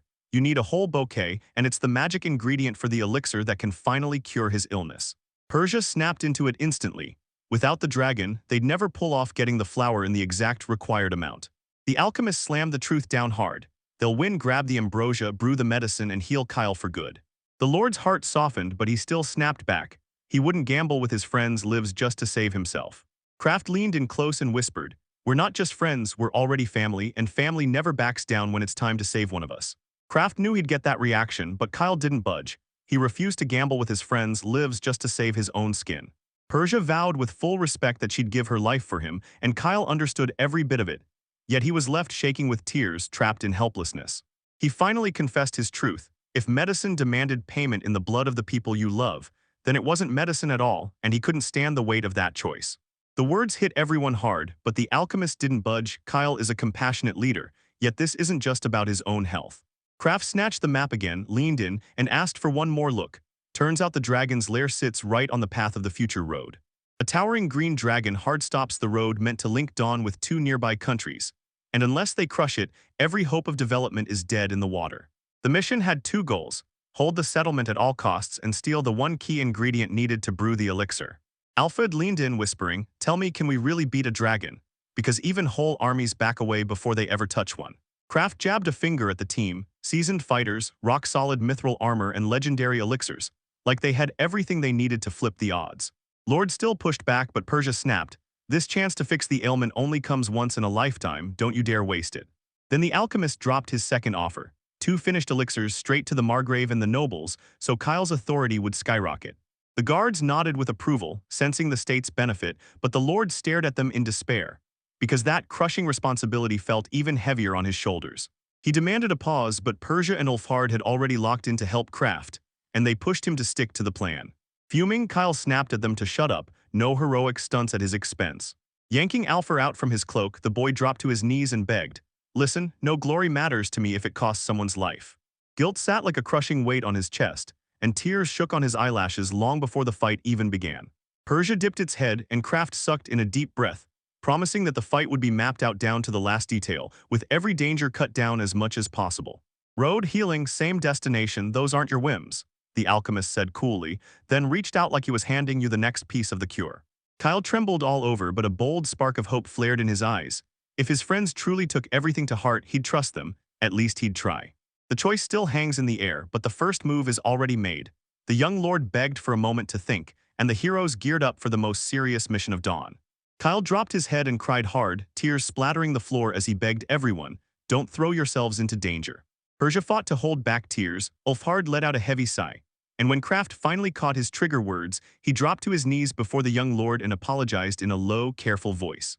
With a gentle hand, the alchemist stroked Kyle's hair and vowed to lay out a plan that would wipe every fear clean away. In the yard, he shouted for Jotaro and demanded, "You ready?" The hunter's face lit up, ready for full battle. Kraft spotted they had enough room and nodded to begin, while Lifa snapped back into alert panic, begging him to halt the experiment, until the hero swore they'd run this product dozens of times already. He explained this demonstration as only to soothe the lord. Kovalka let out a heavy sigh and kept his eyes on it. Kai leaned in and whispered, "Look closely, you're going to be stunned." Jotaro strung up the fresh mithril bow and snapped an arrow into place, armed with a microcharge. With trembling focus, the boy drew the string tight and let it fly. The arrow slammed into the old tree boom, and the explosion ripped the silence apart like thunder, blasting splinters and dirt into the air. Kyle stared with eyes bulging, and the other villagers went totally silent, shocked by what they were seeing. Kraft fired off a reminder to the lord about that magic explosion from the report, then grinned and said, "All right, this is the version meant for arrows. If they can't land the charge, it'll still get delivered, straight through the shot." Lifa's tough mithril bow blasts its shots with terrifying precision, ripping the dragon's advance to pieces before it can ever get close. Kyle admitted the weapon was incredible, but the thrill didn't fade. Persia spoke up with total confidence. "The chance to win is real." She dropped into a deep bow before the lord, begging for permission to join the squad. Alfred snapped into action, darting aside to dodge, then steadied his teammate right after. Kyle frowned, because even the most loyal guards admit they'll have to gamble with their lives. They bowed even deeper, like they were making it crystal clear this was a deliberate choice. Kyle let out a heavy sigh and dropped his eyes. Kraft leaned in softly and said, "They love you like the whole village does. Everyone's hunting for a cure, no one just wanted to plant false hope. But now, it's time we fight this together." Kraft grinned at the lord and swore that every soul in Dawn was ready to rise and fight for his health. "Let us save you," the alchemist said with full confidence, like it was already a done deal. Kyle wiped his tears away and awkwardly confessed, straight from the heart, that he was weak. Persia fought to keep it together, but tears still welled up as her comrades steadied the lord, smiling warmly like everything was going to be okay. The boy finally confessed. His biggest fear was that one choice would decide whether his friends lived or fell. As the leader of the settlement, he had to steel himself, so he slapped a green light on the mission, then demanded one condition. He grabbed a promise from the whole squad: everyone would come back safe and sound. Kyle clenched his fists, fighting back fresh tears, while Kraft pressed a hand to his heart and made a solemn promise to carry out the request. Only when the prep was finally finished did they lock in the day of the performance. At dawn, Reddick dragged the alchemist to the gate and made sure everyone would witness the spectacle. Right before the gates, an army of volunteer adventurers stood shoulder to shoulder, itching to jump into the dragon hunt. Joining in meant glory on the line, and the real prize was the chance to help Kylo and Svitinku. Kraft felt a rush of grateful pride flood through him as he stared at those determined faces. Lifa grinned as she waved them off. She knew they'd guard the village with their lives, and the alchemist just nodded, trusting her with no doubt at all. As the squad took off, Shymina hauled herself forward, snatched Kraft's cloak, and held on tight as they moved. For the first time, she finally broke the silence and warned, "Get back here safe." Kraft gently stroked her head and swore that they'd all come back together. With fists raised, the adventurers roared their battle cry in perfect sync, and Reddick slammed down the command, "Set off." And that's how the hero squad kicked off their quest, charging straight for the Green Dragon's lair. They pushed to the edge of the mountains, then slammed on the brakes to scan the terrain and map out the perfect route for the attack. One of the adventurers raised a telescope to their eye, and in the valley, a massive green giant sat with its back turned, right there for them to see. The scouts' eyes popped wide, and the moment everyone laid eyes on that monster for the first time, they all froze solid in pure shock. Right ahead, barely even twitching, lay a real green dragon. Even from that far away, his power still slammed into the air. Reddick, who'd already faced the monster once, felt that same icy fear crash back down on him. He barked at Kraft, demanding to know if every last piece of equipment was ready. The alchemist nodded and snapped, "It's done, everything's ready, now we start." Reddick kicked off the first phase of the plan, making it crystal clear. If anything went sideways, they'd hit the retreat button, no heroics, no second chances. The moment his signal hit, the adventurers surged ahead like an unstoppable avalanche. The dragon felt the earth tremble and snapped its head toward the source of the noise. When the squad locked in with weapons at the ready, the monster fully snapped its attention toward the opponents. Reddick barked "attack," and Persia immediately surged forward right beside him. The swordsman rode the momentum of Reddick's flying slash, while Persia tore in with her quick celestial spear. Sol and Jotaro loosed arrows dipped in oil of sharpness, and they tore through the air with a deadly whistle. The dragon clocked it, every direction closed in, its shining scales catching the light as it readied itself for the coming strikes. Reddick swung his blade and carved a bloody red gash across the beast's paw. The monster thundered a furious roar, slammed its head down, and a heavy, dark torrent splashed out of the wound. The swordsman snapped at the squad, "We push forward," and the fighters surged harder, slamming into the assault with renewed fury. The dragon lifted its snout to the heavens, and the alchemist's gut dropped as he realized, right now, a blazing column of fire was about to blast out. A hellish fire was already roaring in the mouth, burning hot and bright. Now was the instant to strike. Kraft slammed both palms into the ground, snapped up a towering shield of earth in front of the squad, and braced them to block the dragon's deadly breath. A colossal wall rose between the dragons and the adventurers and stopped the fire wave dead in its tracks. This miracle shield didn't just impress, it saved everyone. At that exact moment, Doc snapped everyone's attention to the plan. Kraft was bracing the blaze behind a magical shield, and the flames, bouncing off the walls, were about to turn around and burn the dragon from within. The fire was meant to ricochet off the barrier and snap around the monster, burning it from every single side. Kraft watched the hero's wall start to split at the seams, and he knew no way it was staying standing much longer. He warned Reddick, and the message hit instantly. They had to move fast with no hesitation. Reddick barked at his squad, ordering them to get the explosives ready. While the dragon cowered behind its barrier, a bunch of inventors launched special arrows at it, hammering the attack the moment it tried to stay hidden. With each pinpoint strike landing perfectly, a massive explosion detonated and shook everything for miles around. The gunfire finally died. Then through that shattered wall, a wounded dragon lunged in, and Perjex grinned as he said, "Everything's going perfectly, it's weakening fast."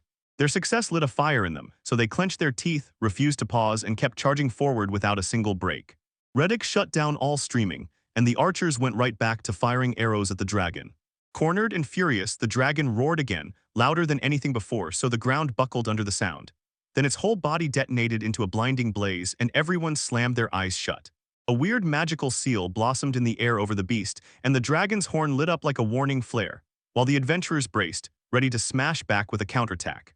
A blinding flash erupted, and they ducked behind their shields, squinting hard as the glare screamed in their eyes. But when they blinked awake, the dragon was just standing there, motionless, like it was waiting to strike. He raised his head, yet nothing at all moved. Kraft stared, utterly baffled, as he tried to wrap his head around why that beast had suddenly lit up the magic circle.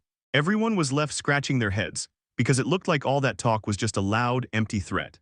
Jotaro shook all over and blurted that it was pure terror, then snapped his bow up and locked his aim on the monster's head. The arrow kissed the dragon's horn, hung there for a heartbeat, then dropped to the ground like it had given up, because that attack totally failed.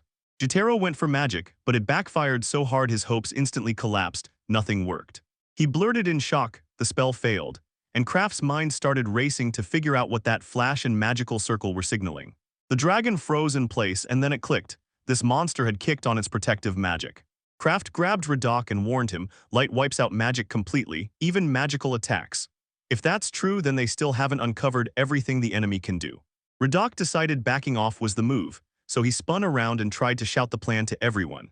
But he had no time. When the dragon jerked its head up, it started inhaling fire, lining up the strike. Kraft's stomach dropped, because at that range the earth shield wouldn't be able to save him. Smoke was already rolling out of the dragon's mouth, and the hero spun around, shouting that they had to retreat right now. After all, everyone had depended on him at some point, so he refused to let a single soul die here. During the retreat, Kraft roared at Radok. He demanded they unleash their skills right now, because only instant action could stop the whole situation from going under. The guys stared at each other, shocked that Kraft was even asking for something like that, but when he demanded it, there was no backing out. Pai drove in a crushing shoulder strike, then Radok kicked on acceleration. Both blows landed in Kraft's back, and he blasted forward at insane speed, screaming all the way. The hero slammed and skidded across the ground, taking a brutal hit again and again, until he finally crumpled to a stop.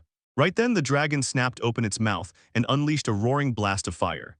Kraft clenched his teeth, poured out his last ounce of strength, and slammed the great earth shield technique into action. Meanwhile, every adventurer tore away from the attack's epicenter, just barely slipping out of the jaws of that deadly inferno.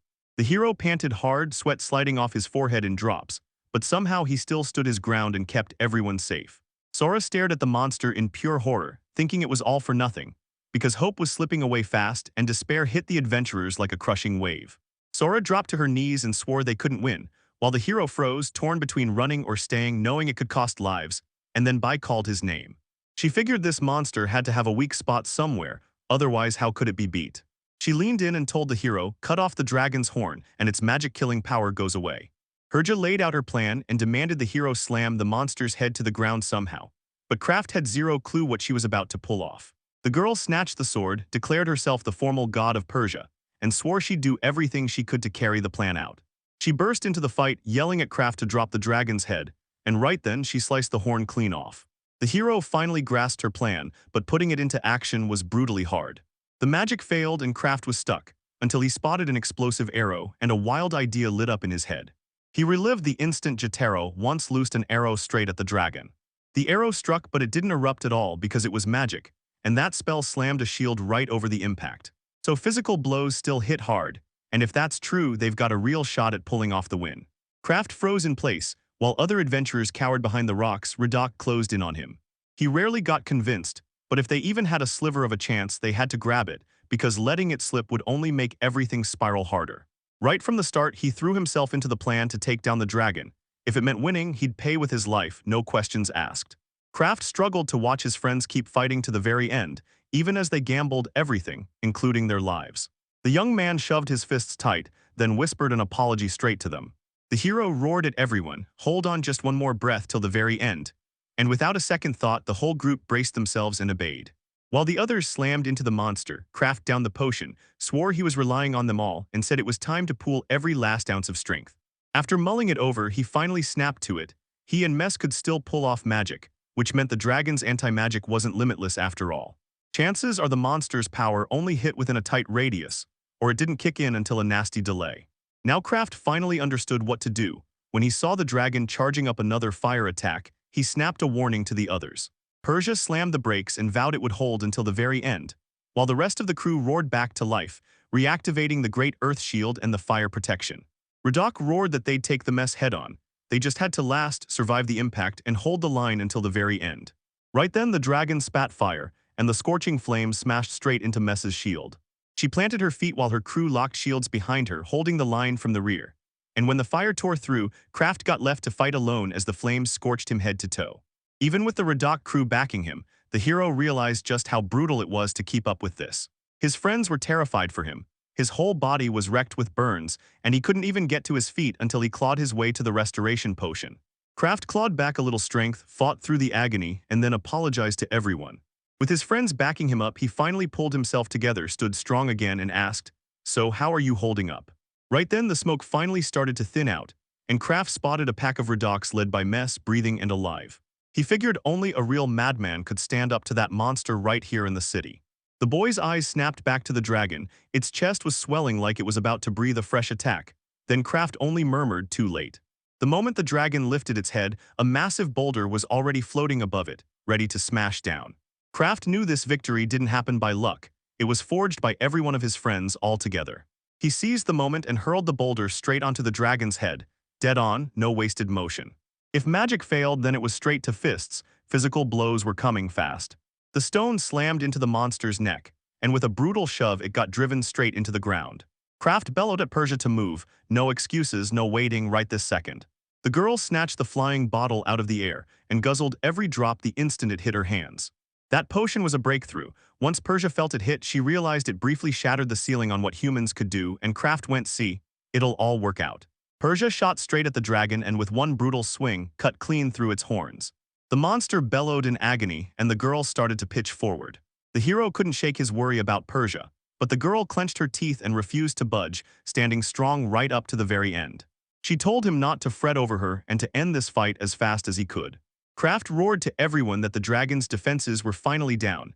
Now it was time to swing for the final blow. Kraft had no doubt This was the finale and they were going to throw everything they had into it. The archers lined up, knocked their arrows, and unleashed a brutal storm of fire. The hero unleashed heavenly thunder and the rare rock strike. Every single hit, even the arrows, slammed into the dragon at the exact same moment. And it was Radak who shut it all down for good with one decisive strike. Soon, wild rumors ripped through the village. Kraft and his squad were back. People surged toward the entrance in one huge crowd, while Kyle and Alfred stood front and center, tapping their feet with pure impatience. Seeing those worn-out, injured boys, one villager snapped, "Did they really pull off a win?" And then a woman clapped a hand over her mouth, shaking at the terrifying thought of how many they may have sacrificed. With the heroes riding high in good spirits, Kraft let out the news. Everyone had made it back. Kyle barreled into Kraft, yanked him up by the clothes, and burst out crying, so relieved he'd made it. "Hey, don't squeeze," the hero groaned. "It still hurts." Suddenly, Leafa showed up with tears in her eyes, gasping that he'd been through hell. And she was just relieved that Kraft had finally come back.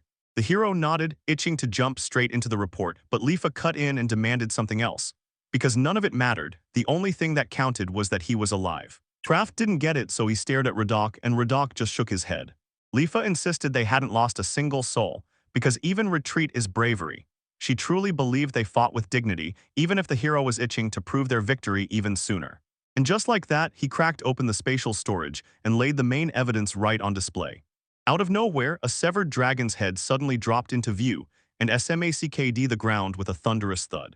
Everyone went stone still with shock, and the hero hurriedly blurted that it was way too heavy, so he shoved it into a magical space. Leafa's jaw dropped, pure shock had her frozen in place. She nearly keeled over and Kraft snapped to it. This was too sudden even for him. He couldn't wrap his head around it because it felt like everything just ended. Then the crowd erupted, screaming, "The head of the dragon, it's here." Then they hauled that head into the middle of the square, and Leafa just clapped her hand over her face. Couldn't find a single word for what she was seeing. She didn't want to step on anyone's toes, so she pushed him to put himself in her place, see it from the outside. Then Kraft froze with awkwardness and shot out a heartfelt apology. The hero had no clue this move would shock everyone, and right then Mina suddenly plopped onto his lap. Kraft stammered that his legs would go numb, but he was too scared to ask her to get off. In his wild imagination, Mina stared at him in shock and demanded why she couldn't sit down. So Kraft, brushing off his own blunder, let her stay and quietly thanked her like it mattered. Kyle urged everyone to pull their thoughts together and spill what really happened. The tale kicked off, Kraft launched into the dragon battle, and even after their gear got shredded to pieces, they still crushed it and came out with 0 casualties. Leafa couldn't even process it. They'd made it back safe and they'd beaten the dragon for good. The hero grinned and said they pulled off the main win, and hauled in a stash of enough ambrosia flowers and rare herbs too, wiping out the secondary task along the way. They hauled in a treasure trove of valuable ore and magical gear, and Kyle snapped that the guild's problem was Liffy's to handle. Liffy only grinned and swore she'd get everything under control. Kraft told Radak to spill every detail of the fight, and Radak nodded, then launched straight into the magic. While they talked, Mina just sat there with a sweet smile, listening like every word mattered. As night swallowed the sky, the villagers hustled Kraft and Radak straight into the heart of the settlement. A banner swung above the crowd, bragging about the hero's win over the dragon, but the words left him scratching his head at first. So Jotaro frantically waved at Kraft and shouted for him to come see the celebration preparations. Right in the middle of the field, a giant severed dragon head stared back, and Jotaro grinned like it was awesome, while Kraft shot back that it looked way too much like the setup for a dark ritual. Kyle stepped onto the stage and fired up the crowd, and thanks to their combined effort, they'd finally driven one of the most terrifying monsters out of these lands. Before, this territory was cursed as the land of monsters. Every single attempt to settle here collapsed. But after that victory, the danger finally broke, and now they can push the settlement outward in safety. Kyle threw his gratitude at everyone, settlers, traders, heroes, and adventurers, because they all helped pull off this incredible feat. With 0 hesitation, he urged everyone to celebrate the dragon's defeat, and the villagers lifted their mugs and cheered with drinks in hand. Kyle lifted his mug like a dare, nearly sloshing it over, and called out for everyone to toast to victory. That evening blew up into a full-on celebration. Leafa and Kyle dug into the food like they couldn't get enough, and Radak instantly grabbed the attention of a bunch of girls, while Sora fumed with jealousy from the sidelines.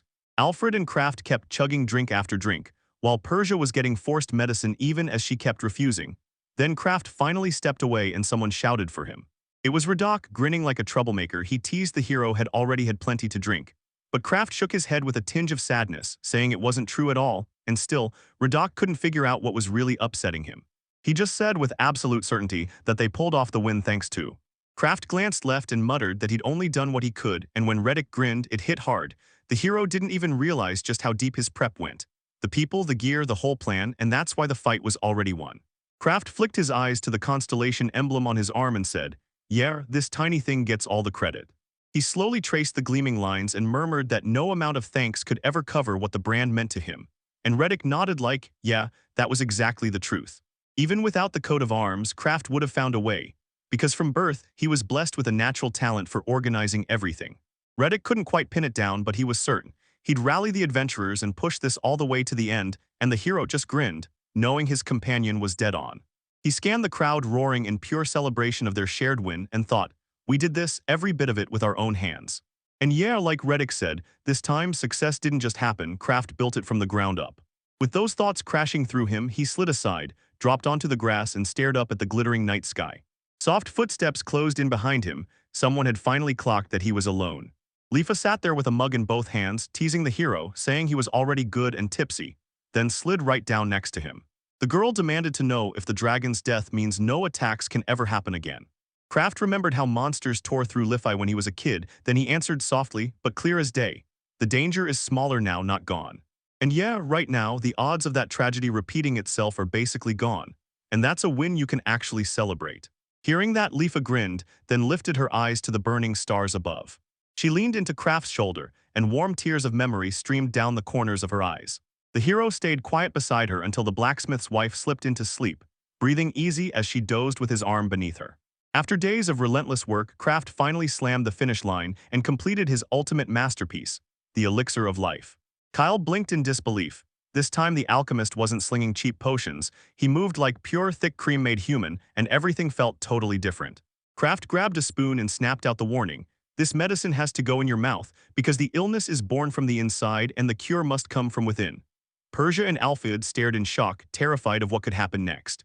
Even with their doubts swirling around him, Kyle grabbed the spoon, swallowed a thick gulp of the elixir, and dared fate to do its worst. Right away, everyone started firing questions at Kyle about how he was feeling. Persia and Alfred panicked that he'd spiral worse. But Kraft cut through the fear and promised them they were making it bigger than it really was. Kyle shot back that all he felt was the sweet cream. Then his eyes snapped wide with shock, while the guards went paperwhite, convinced something terrible had just happened. Tears sprayed from the boy's eyes. Persia snapped, panicked, asking what hurt him, and Kyle leaned in, whispering on the contrary.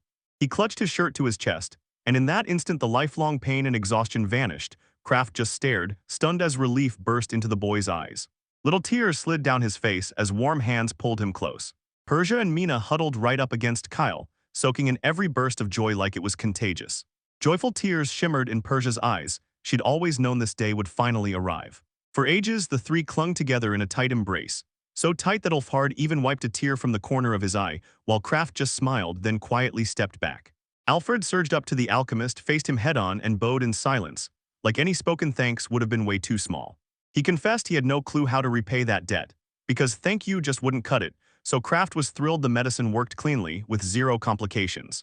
Alfred nodded, grinning like he'd just hit jackpot. This potion is unreal, but damn it, there's only one jar left. After all, a few doses could wipe out the disease for good, that's the dream. Kraft grinned and said, one, actually. Alfred froze in shock, like he couldn't accept what he'd just heard. The alchemist yanked open the side door and laid out the goods on a table. 129 sirens, the legendary drink that boosts abilities, 73 amities, an elixir that keeps someone rejuvenated for a full year, and 47 doses of medicine meant for Kyle. What they witnessed left everyone stunned, including Kyle, who couldn't even believe it happened. The Lord clutched his head and screamed, "This is too much, I cried for nothing." Persia yanked Kraft by the collar. "Have you lost your mind?" And the alchemist just mumbled that yeah, he'd gone a little too far. Kyle blurted out that every one of these rare potions could fetch a fortune if he sold them in the capital. Kraft said, "Trouble's coming no matter what, so just hand those treasures straight to my Grace Margrave Baylor." Persia and Ulfhard shot each other stunned looks, because that proposal came out of nowhere, and it was way more long game than anyone expected. Meanwhile, Margrave Baylor had already yanked his eldest son in for an urgent, no-nonsense talk. In Margrave Baylor's office, Zaid walked in, and before he could even blink, his father thrust a brand new letter from Kyle straight into his hands. The older son braced for a wave of complaints from the younger, but their father shut him up with total confidence. Everything was going to be completely different. As the Margrave read out the report, he bragged that Kyle had penned something unreal. Zaid only skimmed the words and nearly sent the parchment flying from his hands. The message blasted through. The squad smashed the dragon and now they're hauling the legendary elixir, steeped from herbs they gathered, straight to the deserving personally. So the hero and his crew are set to crash onto Baylor's lands any minute now. Kraft grinned and slapped Kyle on the back, then promised to show him everything they'd pulled off during all this time. The young lord dug deep, summoned his courage, and said yes to the alchemist's plan.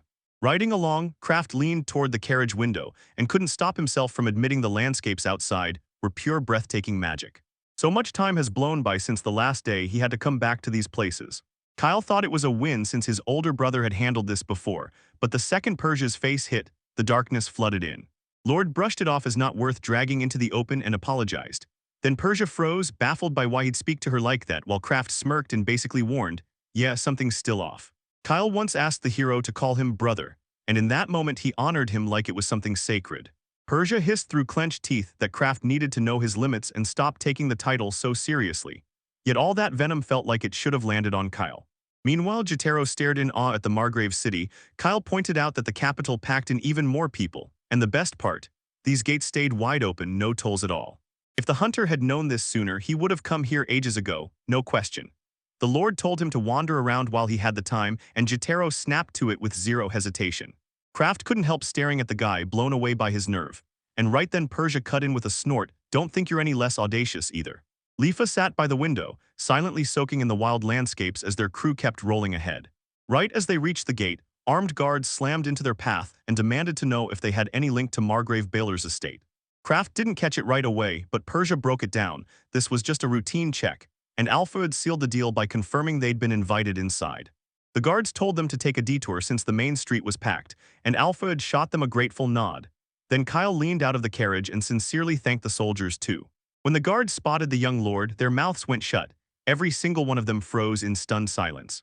The very next moment, the soldiers snapped to attention and started greeting Mr. Kyle the instant he came back. They couldn't miss how damn healthy he looked, no exaggeration at all, and when Kyle grinned back he just said, I feel amazing. Alfred leaned in and told them it was only a quick stop, and to keep it buried deep. The guards nodded and swore they'd keep the secret. Then the escorts climbed back into the carriage, while Kraft kept staring out the window, soaking in the shimmering coastline and the sea's glittering sparkle. At last, the crew burst through the final stretch and rolled up to the massive gate of the family estate. Kyle finally admitted he didn't come by much, since he'd grown up living out in the countryside, and Jotaro snapped that nobles hardly ever go back home. Then Lifa cut in with a stern warning for him to stay way more careful. Kyle shot back that there was nothing to fear. After all the work they'd done together, that report would give him the nerve to walk straight up to his father. The young man beamed and thanked his friends, gripping their support with real sincerity as he smiled at each of them. Jotaro flashed a matching smile and praised the Lord's kindness, and Kraft clocked it instantly. Persia clapped a hand over her face, trying to bury what she was feeling. Lifa clocked that they'd better bail right now, and Kraft told Mina to free her knees. Yet Mina dug in, refusing to get down. The hero figured it might be a terrible move to march into the palace with a kid cradled in his arms. Kovalka leaned in and whispered with a grin, and Mina looked like she'd finally given in to him, while Kraft just shrugged, stunned. As soon as everyone spilled out of the carriage, the guards barked orders and demanded the gates be raised. Kraft and Mina strolled along behind them, calm as anything, while Jotaro tore through the yard, soaking up all that freedom, until Persia snapped at him, furious that he wouldn't behave. Zaid leaned out the window, and he was already waiting for his brother to show up. Irritation and pure disdain flashed across his face. Kyle's return clearly pissed him off. Soon the guests were ushered into the castle, and right away the young lord's relatives welcomed them. Margrave Baylor sat at the head of the table, with Fratton's eldest son close by, and Zaid, the second son, right beside him. Father caught an intriguing report and demanded he hear the truth straight from you. Kyle confirmed it. He showed up in person, because he had a ton to spill and plenty to show you. Zaid was clearly fuming, but he bit his tongue, because the Margrave ordered his son to kick things off with the report on their victory and every achievement. Kyle leaned in and asked Kraft, please show the elixirs to my father. Right under the stern Margrave's unblinking stare, the alchemist's hands started to tremble before he could stop them, pure excitement spilling out. Kyle's right, maybe I should have kept my nerves for the finale, Kraft thought, his face draining of color, while Kyle gave him an encouraging nod and the hero finally dragged out the first box from storage. On the table, 44 bottles of elixir gleamed beside 129 siren and 73 amity. Zaid jolted as sweat erupted on his temple, because he'd never, ever seen that many liquids stacked in one place. Clutching Kyle's letter, the Margrave only lifted one brow. This isn't some small amount. Then the young lord told him the truth. He didn't even need the fortune, so he'd hand the treasures straight to his father. Baylor stared at the sheer scale of it all and grabbed Kyle's attention, saying, "That's real greatness, a true feat." Kyle's eyes blazed with joy. He shot his dad a heartfelt thanks for those warm words. The Margrave muttered to himself, insisting they give some of the potion to His Majesty, but hold back the rest and not dump it all at once, or they'd shake the market. While Freton's eldest son was busy testing amity, the youth-granting elixir. Then the father steered the whole talk straight to the dragon and said, "Elixirs are just a side proof, so tell me what's even more convincing." Kyle answered in a calm voice, "We brought the dragon's head." The Margrave jerked with a shudder, because how on earth did they carry something like that without even a cart? The Lord jabbed a finger at Kraft and said, "She's locked inside his spatial storage." Fratton blinked hard, because that sounded way too unreal to be true. The older brother narrowed his eyes and smirked like he'd caught the whole thing. He scoffed through his nose like, "Yeah right, he calls some big lizard a dragon." With a smile that felt fake, he decided the kid was just spinning stories, because that's what a real aristocrat would do. Baylor suggested we check out the trophy in the garden, but Kyle snapped that the backyard was way too small. Fratton just grinned and pointed us to the main one, where the crowd's bigger. "Let the people see how huge this dragon really is." He snapped, and that lit a fire under Persia and Ulford. Jotaro muttered, if it weren't for family ties, those two would have gotten a beating way back. Kraft said even the proper garden would feel way too tight, the trophy would smash through every flower bed. Zeta cracked up and shot back, "Then let him try to stop it if that's how it's going to be." Tired of all the fighting, Father finally caved and let the show happen right in the big front yard, and Kyle immediately thanked him for understanding. As everyone spilled out onto the open lawns, Kraft spotted Zaid watching from the palace window, eyes sharp, waiting for the spectacle to kick off. The alchemist boosted his voice with magic and thundered to the passers-by, "Hey, give me a moment of your attention." The crowd snapped around at the sharp call, and Lifa couldn't believe how crystal clear his voice sounded. Keeping everyone locked on, Kraft yanked open the storage portal. Bam! A giant dragon head the size of half the clearing slammed onto the ground. Fratton's laughter died mid-breath, and the whole crowd blew up with thrilled screams. They blared the news for everyone to hear. Kyle Baylord, the Margrave's third son, had pulled off something so extraordinary it nearly defied belief.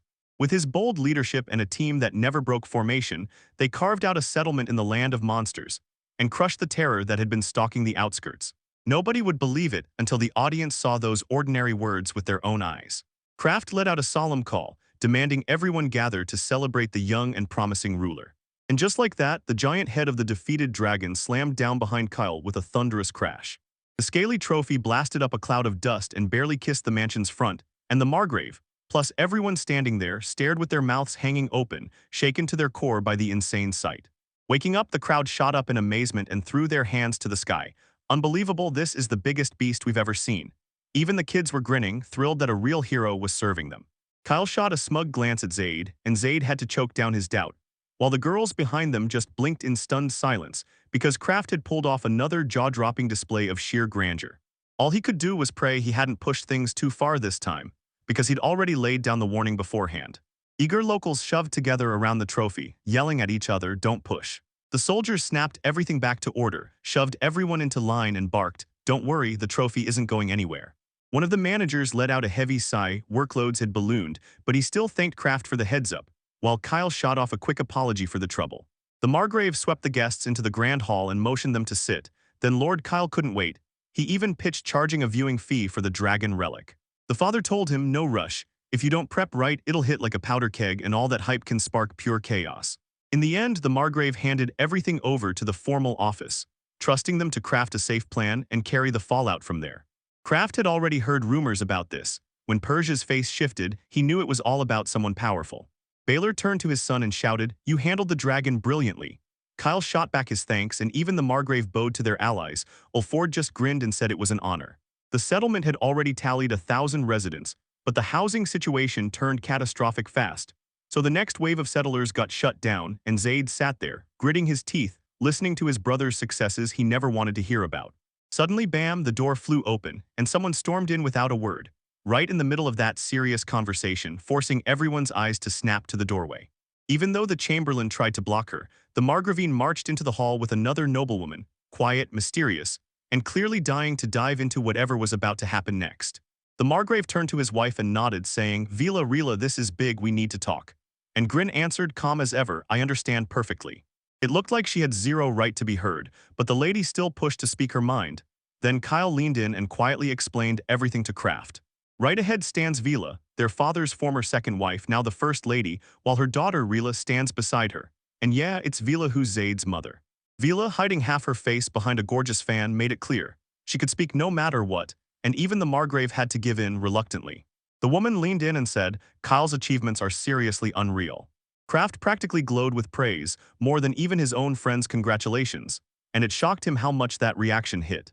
Vila pressed on, this new settlement is exploding in growth, and it's all because that young lord has the power to make things happen. Fratton nodded sure there's a grain of truth in it, and Zaid drove the point home. The village sits right by his own estates. So Vila said, hand the settlement over to Zado, he's the right one to run this place. A stunned hush swallowed the hall, and Kayla felt like icy needles had pierced her skin, while Zaid flashed a proud smile because his mother was only saying the obvious. Between the Zeta estate and the village stretched a dead, untamed wasteland, and Kraft knew it instantly. This deal didn't make sense. The Margrave stayed stone-faced, so Vila snapped her attention back to him. She reminded them, straight-faced, that the medication had finally beaten Kyle's congenital weakness, so they needed to keep him close right there in the capital to help his father. That was the big reason, right on the surface. Yeah, it was crystal clear. His stepmother wasn't helping at all. She was flexing her power to boost her son's standing, and Zaid just went along with her plan. Kraft got it, he's chasing the payoff from Kyle's hard work. The younger lord started to protest, but Zaid swooped in and took control. He said once the illness was gone, there was nothing left to fear, so everyone should hand things over to the more experienced, him. Chuckling to himself, Zaid soaked in the shock on his brother's face. Fratton watched the whole scene in stunned silence. Then he finally demanded the floor, and the Margrave instantly leaned in to listen. Fratton backed the mother's plan, then pushed one more bombshell. Kyle deserved another treasure, one that no one had ever mapped before. He gave the court cartographer a firm nod and demanded, show us the map. Lifa stared at the detailed royal map and practically lit up with excitement. Kraft was thinking no ordinary eyes ever got to see something that rare, while Fratton grabbed the canvas and started hunting for a brand new spot for the pioneer. What? Fratton jabbed his finger at the cross on the map, right here, beside the spot where the dragon once lived.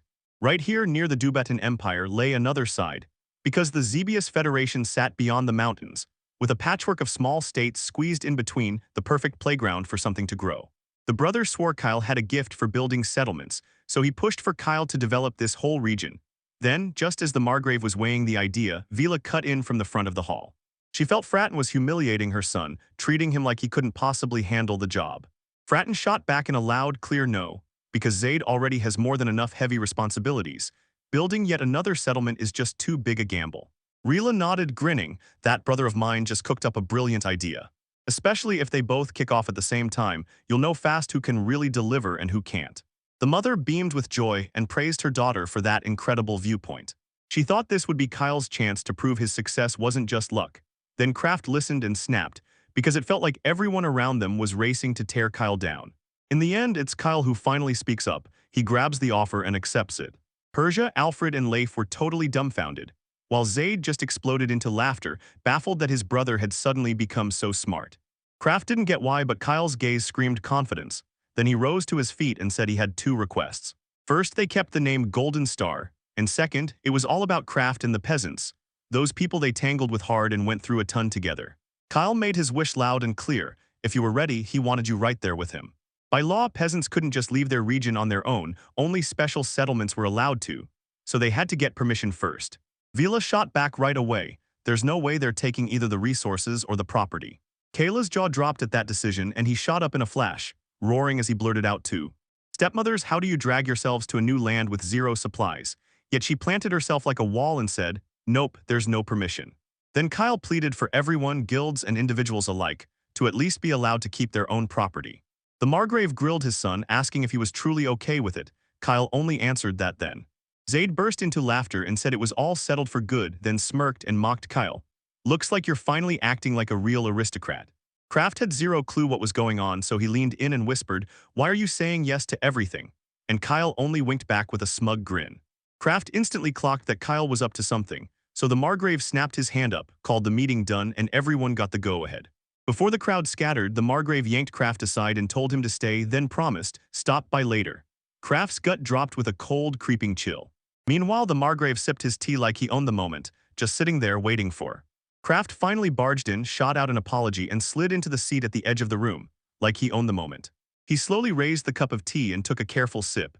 But all the while, the Margrave kept staring him down so hard the young man squirmed. Kraft felt panic claw at his chest. He couldn't stand the silence.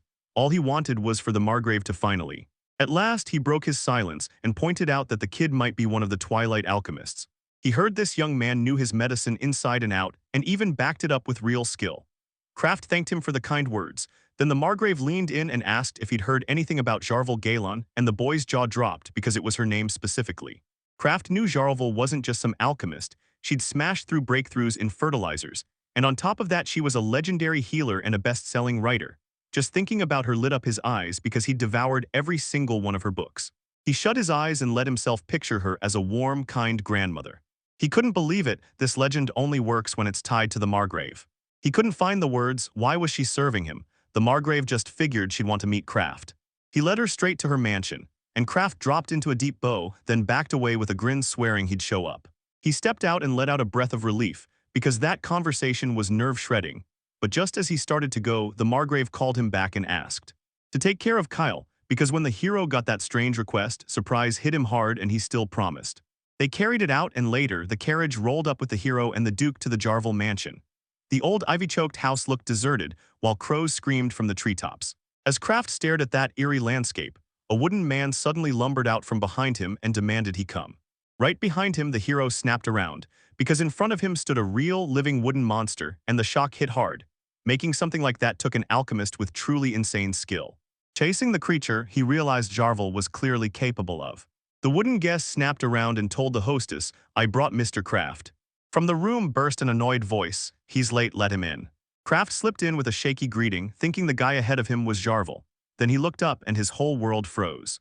Right in front of him sat Jarvel herself, and she looked like a girl just a little older than him.